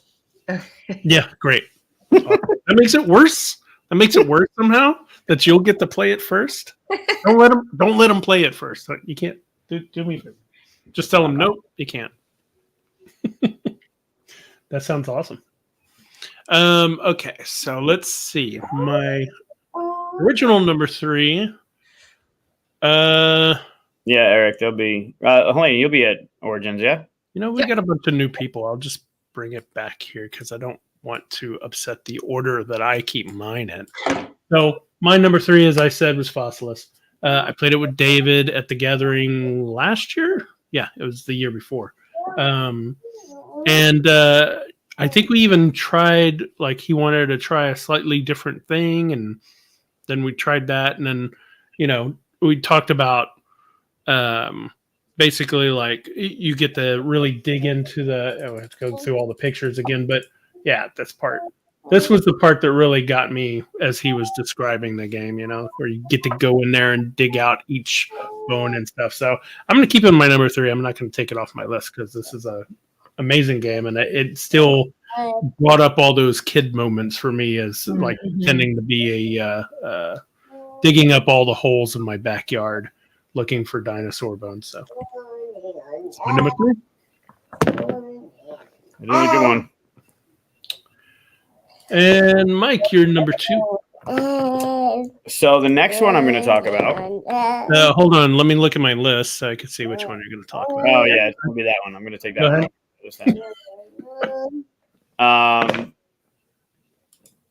This is another one that just, again, with the stellar components, and Helaina, you were talking earlier about like that tactile nature of like the bits, right? The tiles in power plants, like those, the area control tile, like those things, they're just great, right? They're chunky, they feel good when you're putting them on the table. But the idea, you did, Evan. It was I'll show it later. There's 2 things about those. The game is great. The area control nature of it, like the way you're deciding how to put the things out there. Like the game is great. Again, stellar art. Again, stellar components. But there's 2 things with the tiles that make this game for me, and it's the idea. They're unique shapes, right? They're not your normal hex. They're not an octagon. They have those little divots in it, and the idea is you have to be able to slide it into place, right? So the thought process that had to go into making this work it's crazy. But the idea that is you have to be able to slide it in. You can't just place it somewhere. So once a certain amount of tiles are in an area, you can't place a tile there anymore because you have to slide it in. Killer. Then you one-upped it again, and you have 2 choices with the tile you're placing. Either you can do the ability of the tile you're placing, or do any of the abilities, the minor, I think it's major, minor, I forget what they're called, of the tiles it's touching. And that's just like, holy crap. It's just so smart. So smart. Thank you. Again, and this was my next one also, so I might as well say it. This was my next one. The design of the tiles, all Josh. When we originally signed the game, they were regular hexagons, and that the need to make the game look different. Like, how many games have hexagons in them? Yep. So many games, and especially like tile placement games.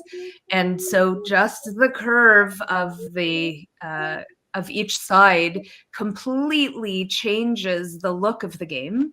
And like you said, you can't just slide every single one of them into every place. Like there are certain places where you can't just slide it in.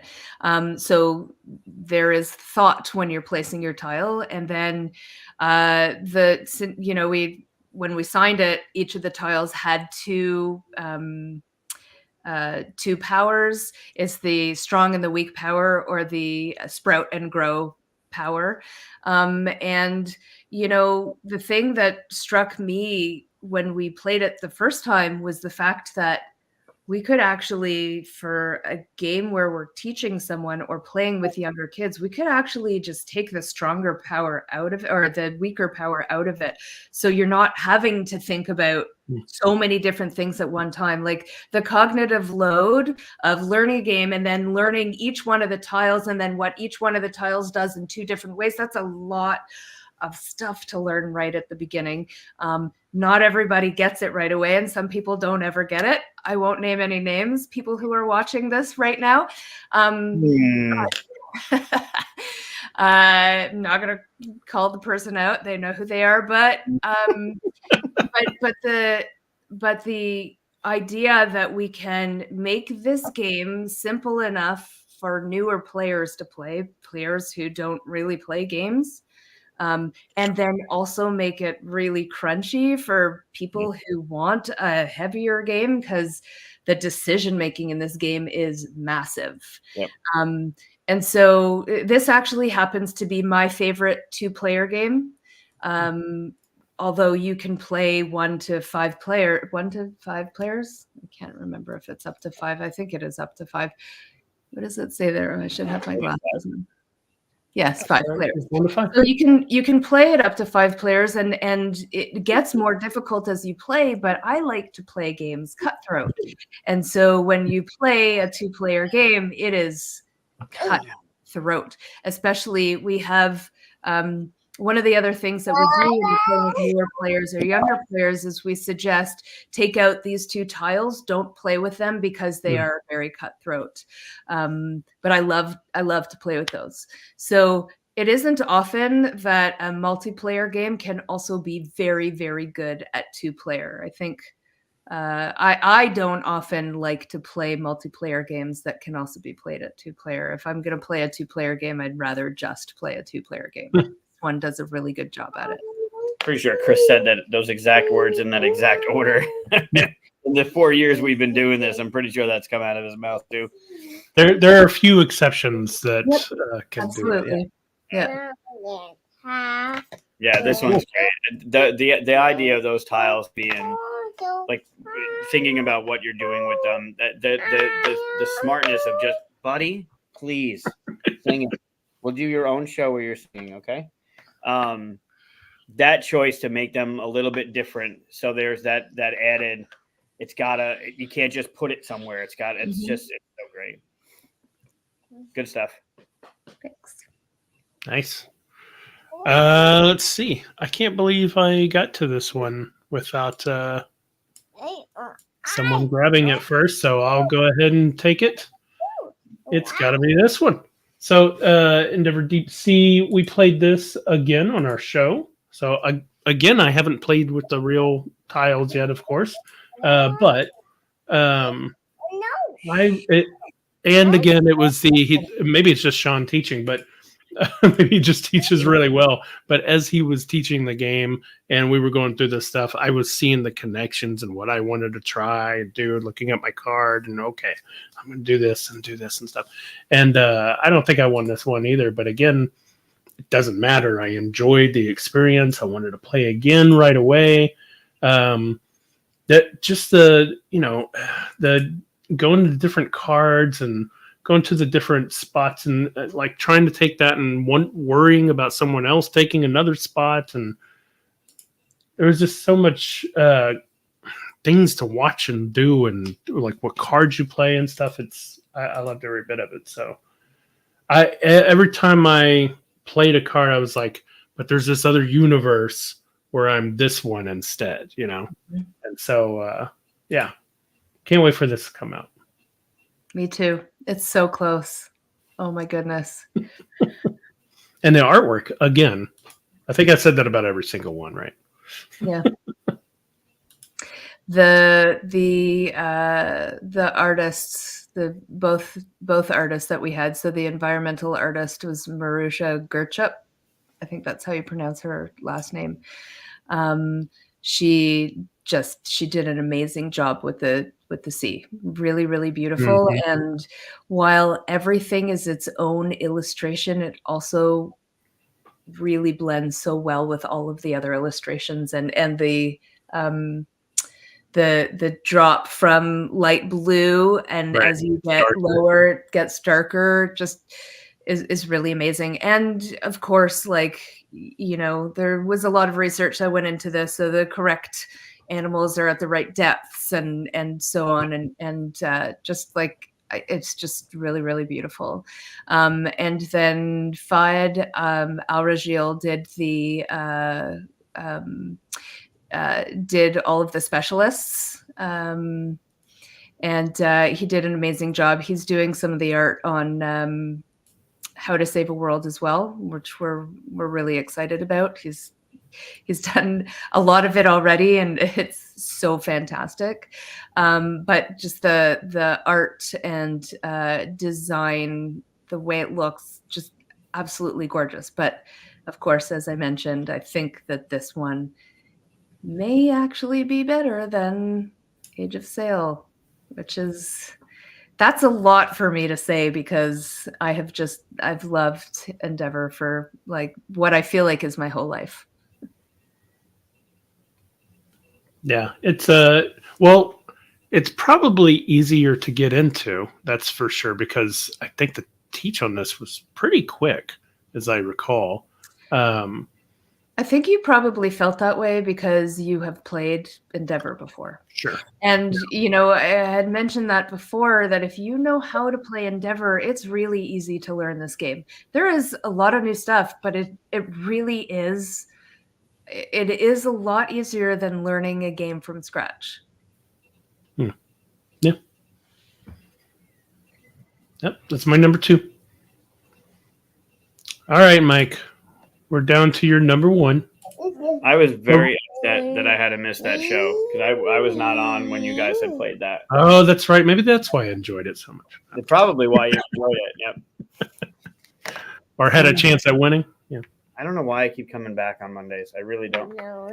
They can Yeah, so I have to talk about, buddy. You want to do it? Okay. Good job. Yay! Mine's going to be Maki Master. I'm not going to change it. Wow. Yeah, we already talked about Creature Comforts and Maple Valley, and I love it. I love the aesthetic. I love the art. I love the gameplay. I love how they build on each other. And I love Endeavor. I mean, Endeavor was another one of my favorites. But what you did to Wasabi for this game, it makes it that much better for me, and I loved it. So the streamlined nature of it, the way that you're playing the puzzle, now I won't forget the Scrabble with fish. It's super clever. Daniel? I'm gonna blame Daniel for that. I'm gonna get him a shirt that says it's Scrabble with fish, but no other context, just a shirt that says Scrabble with fish, just so he gets a whole bunch of questions. Yeah, I adored it. I adored the play. Same way I loved the How to Save a World. I loved how it built on it. Can you stop? Because you're gonna hit the leave studio thing, and it's really gonna be very Doing it, Luca. Don't encourage. Yeah, so I adored this game when I first started playing it, and then playing it. I can't wait for this game. Of all the How to Save a World is up there. It's close.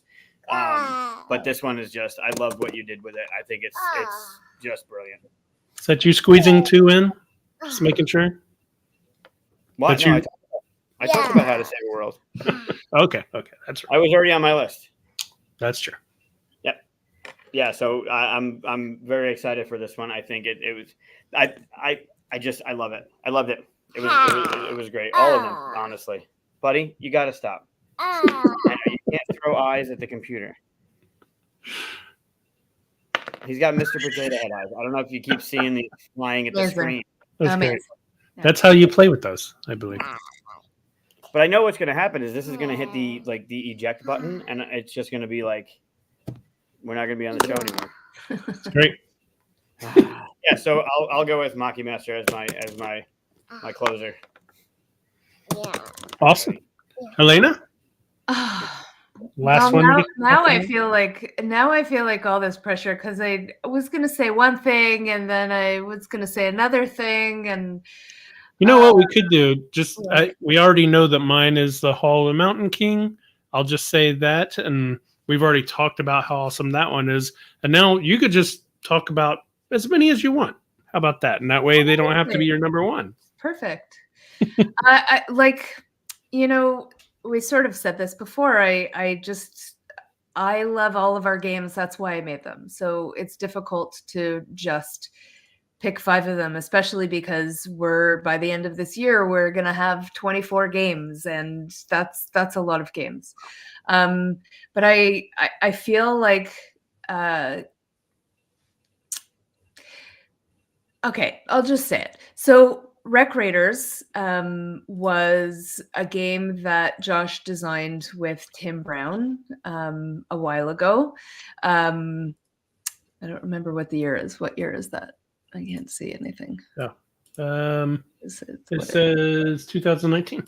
Okay, 2019. So it came out in 2019, which means we had a Kickstarter in 2018. It's really hard for me to believe that game is only 5 years old because we have done so much since then. But again, like, just the beauty of this game, and it's a worker placement game and a dice chucking game, and both of those things, what you do with the worker placement and the dice chucking is different than what you do in other games. And so when they pitched the game to me, it was, I thought that it was so neat because I'd never played a game like that before. So on your turn, you're going to chuck dice into the inside lid. And you're not just looking at the number that's on the die, you're looking at where the die lands because you're going to get a little extra thing for it.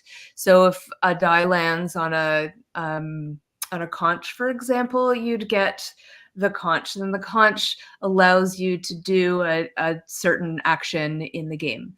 But you're going to take that die and you're going to use the number on the die to choose a place to place your diver on the board. So if you get a 6, you can go over to the wreck that has the purple, let's say the purple diamond or the purple gem, and you can place it at the number 6. So imagine I'm yellow and I take one of my divers and I place it, the purple gem, on number 6. So I'm going to take the relic from that purple gem, and I'm going to get that relic. But I've now placed myself next to the pink diver, and I've opened up the wreck for the pink diver, so the pink diver is also going to get a relic from that wreck. So that's really neat because you're not just placing your worker and getting a thing. You have to think about what you want your opponents to be getting at the same time, or what you don't want them to get. And basically what you're doing is you're using those relics to build museum displays, as you can see on the right-hand side there. And then you're getting those different baubles from the beach, and also from chucking the dice. And you can get different aquarium tiles for that. And you can build up a beautiful aquarium with all different gorgeous art on it of sea life. And, it's another one of those games. It's really, really easy to teach and really easy to play, but there are a lot of decisions to make. So it makes it a little bit chunkier. Things that you can take out of the game. You can make the game shorter by, I think you have to play till one person gets four museum cards completed, and then everyone else gets a turn. You can play till 2. You can play 1 round and with younger people. But the game is just really nice and gentle and really absolutely beautiful. Wow. Yeah, again, beautiful art. I haven't played this one. I'm gonna play this one. You should play it. Yeah, the way you described it sounds great. Yeah, it's a good one. And should have guessed since you're wearing the shirt. Yeah. I also really like this Really? color on myself, so You don't I'm want guessing to. you got to choose the color for the shirt anyway, right? that's right. Yeah. Oh, Wow. oh, that's cool. Yeah. It's a great game. I need to try that one. Very nice. All right, so that's. Well, are there any others that you'd like to mention, or even talk about the upcoming Kickstarter? Sure. Well, I didn't really mention Fall of the Mountain King. Mhm.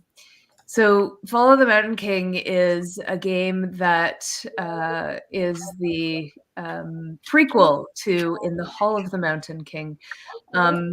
And it's a pretty special game too. It's an area control game, and it's not a typical area control game. It's the game that is trying to take over. Because it's the prequel to In the Hall of the Mountain King, at the end the trolls are going to lose. They're banished from their ancestral home, and so that it's just how much honor you have when you go out. And so you can see the gnomes taking over those the black circles with the gnome shape in them.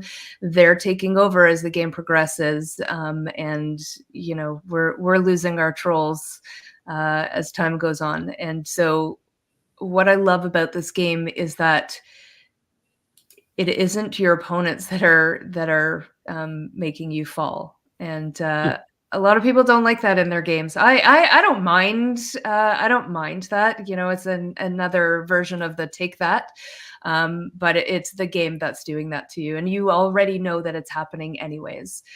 So you're trying to score points based on how well you survive, basically. It's a beautiful game. It has a really neat small like the cascading production in the Hall of the Mountain King. It has a neat side game where it's like your actions, and you can put together many different types of actions on your turn based on that. It's the ancestry that you're putting together. You can see that at the bottom there. Go right. Yeah, there you go.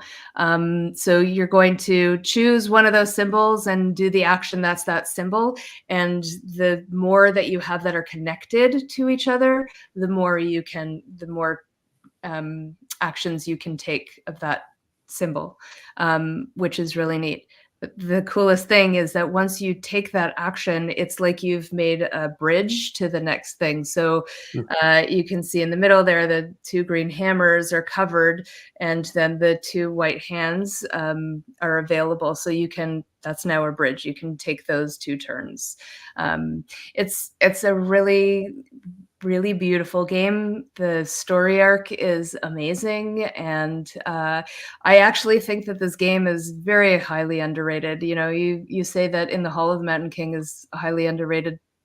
This game barely gets talked about, and I really think that it's an absolutely fantastic game. Yeah, I agree. It is fantastic. I was just going to agree. There's something you said the story arc, the story in them come right out of the cover, right? When you look at the cover of that thing, the way you have that going, it's beautiful. Yeah. Like look at the arrows in them, right? Like it's killer. But I can't get over the pyramid and the cascading nature of In the Hall of. It's so good, and I would go to that one over this one just because of the way that and the polyominoes and that plays. I gravitate towards that. Not that this is any worse. It's also great. But yeah, I'll agree. I think this one should be. I think both of them should be talked about more. Mm-hmm. But that art, that's so good. So good. Are you planning to do any other games in the same world? Well, we're gonna see how to save a world goes, and then we'll decide what we're doing with Burnt Island. Like I said, it's so much easier for us to get games out for Kids Table because of the length of time it takes to develop the game, because of the art. So we love this world, and there's more story to tell. There actually is more story to tell, but we'll see if it's next year or 5 years from now. Who knows? Like, we're not going to stop with Burnt Island, but it's definitely has slowed down a little bit. So we'll see when that happens. Yeah. I did find it interesting because I was doing, writing down numbers and crossing them off. Endeavor is Burnt Island, and that was sitting at 161. Yeah. Obviously, How to Save a World isn't out yet, so it didn't have a ranking. Hall of the Mountain King is sitting at 594. There was one other. Into Deep Fall. No, I don't have that one written. Although that one's great too. But then if you look at your KTBG, they're ranked way higher than they should be. Yeah. Like Maple Valley is up over 3,000, 3,099. Although it did go from 3218 on Friday to it made up that much room. Right. Power Plants is 2,900. Creature Comforts was 650. Dude, you're gonna hit this computer and we're gonna fight. Fossilis was 2,500. Like, those games, they're so good, and it's the BGG rankings are not anything to just take them for what they are with a grain of salt. But I think that the way to look at that, if we're being honest, is who is playing Maple Valley, right. Who is playing Power Plants, and are they people who want to spend their time on BGG ranking games? That's fair.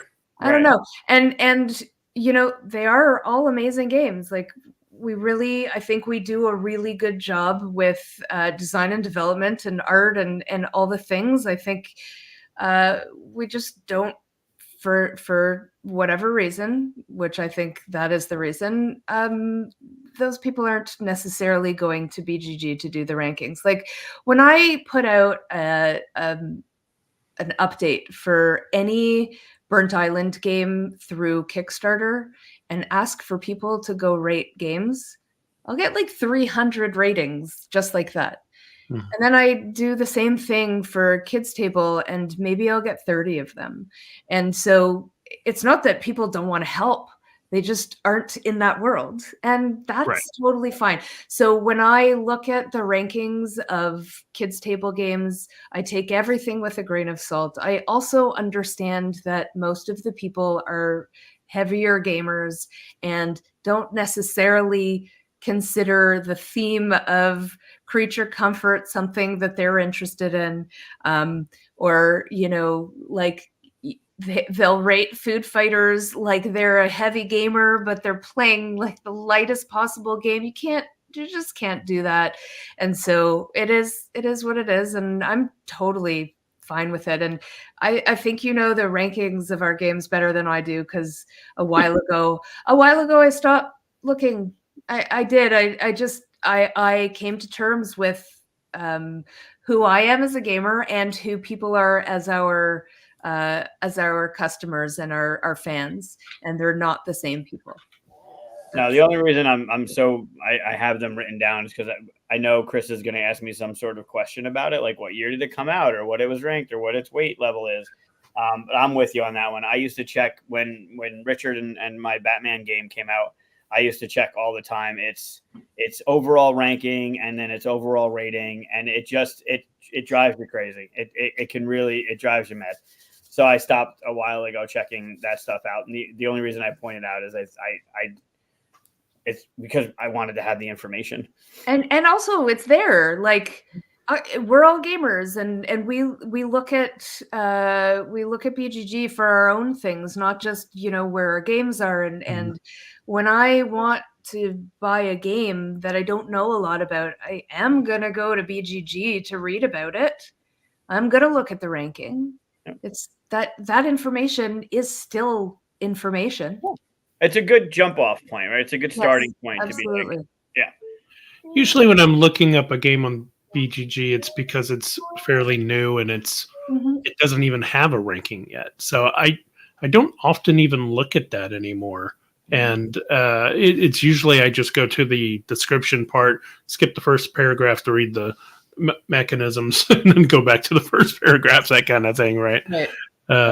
So I think ratings are probably like one of the, I don't know, last things I look at on a game that's going to make me go like, okay, I'm totally into this. Wait, why is it rated 3? And then I might look, but right. Well, it's in for those that don't do more research, or those that take Yelp reviews more seriously than they need to be. That could be a right, even on Amazon, like that could be a real deterrent for a game or a company that's trying to do something good or try and put something good out there. And you got, like, I've mentioned this before. There's someone out there, I don't know who they are, but there's someone out there that ranks any Scott Alms game that comes out a 1 because he doesn't like Scott Alms. Like, it's not because of the game, it's because of this dumb thing that, I mean, maybe not dumb to them, so that could be a gross overanalysis. That's dumb. But it's like people. I think though, BGG has some sort of, whatever math thing it does to weed out all the 10s and all the 1s and put more weight on the ones that are in the middle. Right. And so in that way, like, I think that they've done a really good thing, but it's true. Like, there are those people who are just going to do that. They were pissed off at me because I didn't replace the box cover because it had a little ding in it or whatever, and they're going to go rate the game a 2 because of that. And but that's not the truth. They actually liked the game. The reason they wanted their box fixed is because they loved the game. So you just have to accept it. I still recall, like, the person that gave me a 1 rating because the free print and play I offered didn't have color. Like, I just did the black and white sketch part, right? I took the color off because it was a free print and play, and I thought people could print that faster and easier.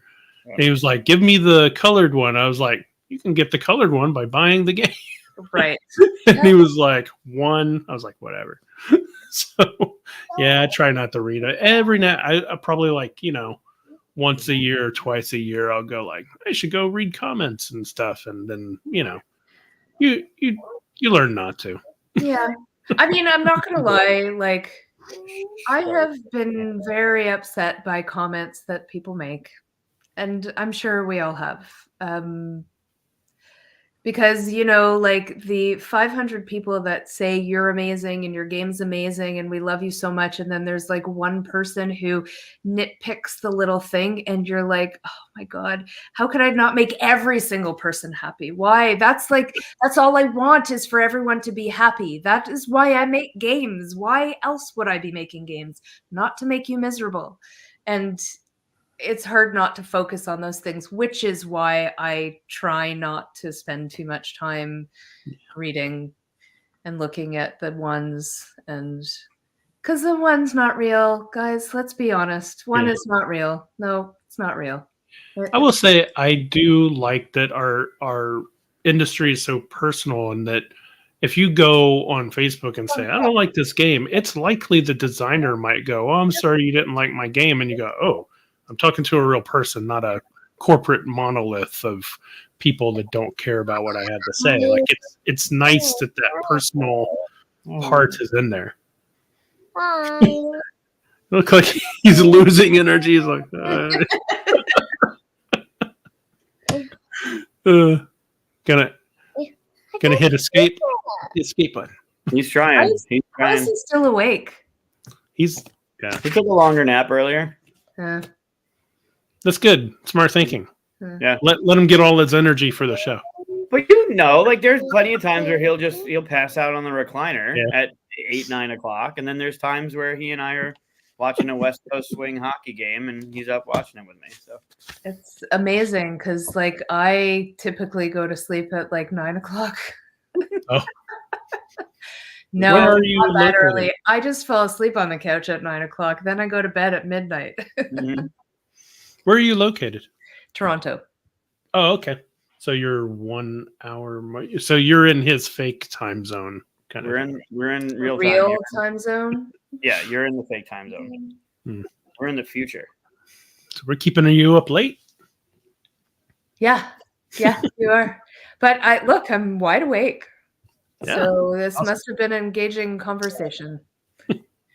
Well, we can talk about this. Do we want to talk about the Kickstarter stuff? Any information that you want to tell people about, and when we've already discussed a little bit, but Absolutely. So, How to Save a World is going to be on Kickstarter starting on Tuesday, the 21st of May at 9 a.m. Eastern Time, where I am located. Real time. Real time. And it is going to run for 3.5 weeks. And you can sign up for a notification either on our website, which is burntislandgames.com, or you can actually search for How to Save a World on Kickstarter and sign up that way. I know some people don't want to be part of a mailing list and just want the notification, so we'll take whatever we can get. And there are going to be two options. There's the amazing Kickstarter version of the game, and then the retail version of the game. And this is going to be our first time with Burnt Island not doing stretch goals. no. So we're going to just go out of the gate with everything. Yeah. Everything. And I think it will be good. The price difference is not that great between the two. And we just want you to have everything. We've designed a couple of mini expansions and some really neat, like the first player token, which I probably shouldn't be talking about right now, but I will anyways. It's really cool. It's very cool. And the asteroid. Mm-hmm. Oh, so cool. I can't wait. Oh, That's nice. one thing when you get to know your company. Also, Chris, double check me, but I think I did it correctly. There should be links in the drop down or in the show notes or whatever for both websites. One thing you do very well, I mean, the component quality is amazing, but your price difference between your retail edition and your Kickstarter edition, like the getting the good stuff and getting just the retail edition, it's so nominal that it isn't like a $30 retail and a $60 deluxe. It's like a $40 retail and a $43 deluxe. Like it's amazing. It really is. It's just amazing. Well, I mean, this time the price difference is a little bit greater, and that's because we've got these like really amazing things, deluxe right out of the gate. But it's not a massive price difference. Like you'll be very surprised how much we're giving for the price that we're giving it to backers. And already, like, I think that our pricing, even for the game itself, is so low. Like it's going to be I believe it's going to be $95 Canadian, which is $70 American. That I mean, yeah. For a Kickstarter deluxe game, I think that's pretty reasonable. Well, these days that's very reasonable. Yeah. You're lucky to most games now feel like they're like 125 at start. Yes. Yeah. But those games also have a ton of content, like a ton. And I love a lot of content, but it gets to a point where it's more than I'm even going to ever look at. Yeah. And truth be told, even if I really like a game, these days I'm probably only going to play it 3 or 4 times, and I'll never be able to get to all of that content. And I don't want to overload our games with a crazy amount of content also, because if I'm not going to get to it, then a lot of people won't get to it. And then you're wasting your money at that point. Mm-hmm. I just don't want people paying for something that they're not going to get to. Awesome. Well, yeah, I checked, Mike, and you did actually put the links on there. That's awesome. Thank you. I did a thing. Yeah, did the thing. Well, it's been great. It's been a fun episode. I've enjoyed it. We'll love to have you back on. What was the thing? The top 5 that we games you don't want to play with me anymore. People don't want to play with me anymore. Games no one wants to play with me anymore. Yep. That'll be fun. I will love that. Yeah. Yeah, we'll do that one. I have a bunch of those I could complain about. Yeah. I took some to game night this last weekend, and nobody wanted to play with it for. So That's perfect. I already have my list. There you go. Awesome. Well, anything else you want to tell people before we go? No, but I do want to say thank you for having me. This is really fun. Yeah, thanks for finally coming on. Absolutely. It was great. Absolutely. Awesome. Well, let's see. Mike, do we know what we're doing next week yet? I'm trying to get Eric Lang on. I just got to connect with him Okay. this week to see if he's free on Monday. One. But I don't know for sure, so we'll see. He might be here playing games with us. Oh, really? Monday? No, not Monday. Oh, okay. No. Yeah, I know we tried to connect last week, but then he was doing you had Canada Plays was last week, right? Beginning of last week. Yeah. Which we did not attend, but he was there. Yes. I gotta block everybody's face real quick, There you go, except for Mike. You gotta have your face. Let's do this. I don't know. I keep forgetting to make that smaller. It's so it's a thing now. You can't make it smaller. It has to stay gigantic. I'm just gonna make it like that big. Stick right in the middle. Brutal. Yeah. Please like, subscribe, hit all the buttons and stuff, and we'll see you next week. Bye-bye. Next Monday. Thank you. That's all right. Bye, everybody. Bye. Bye.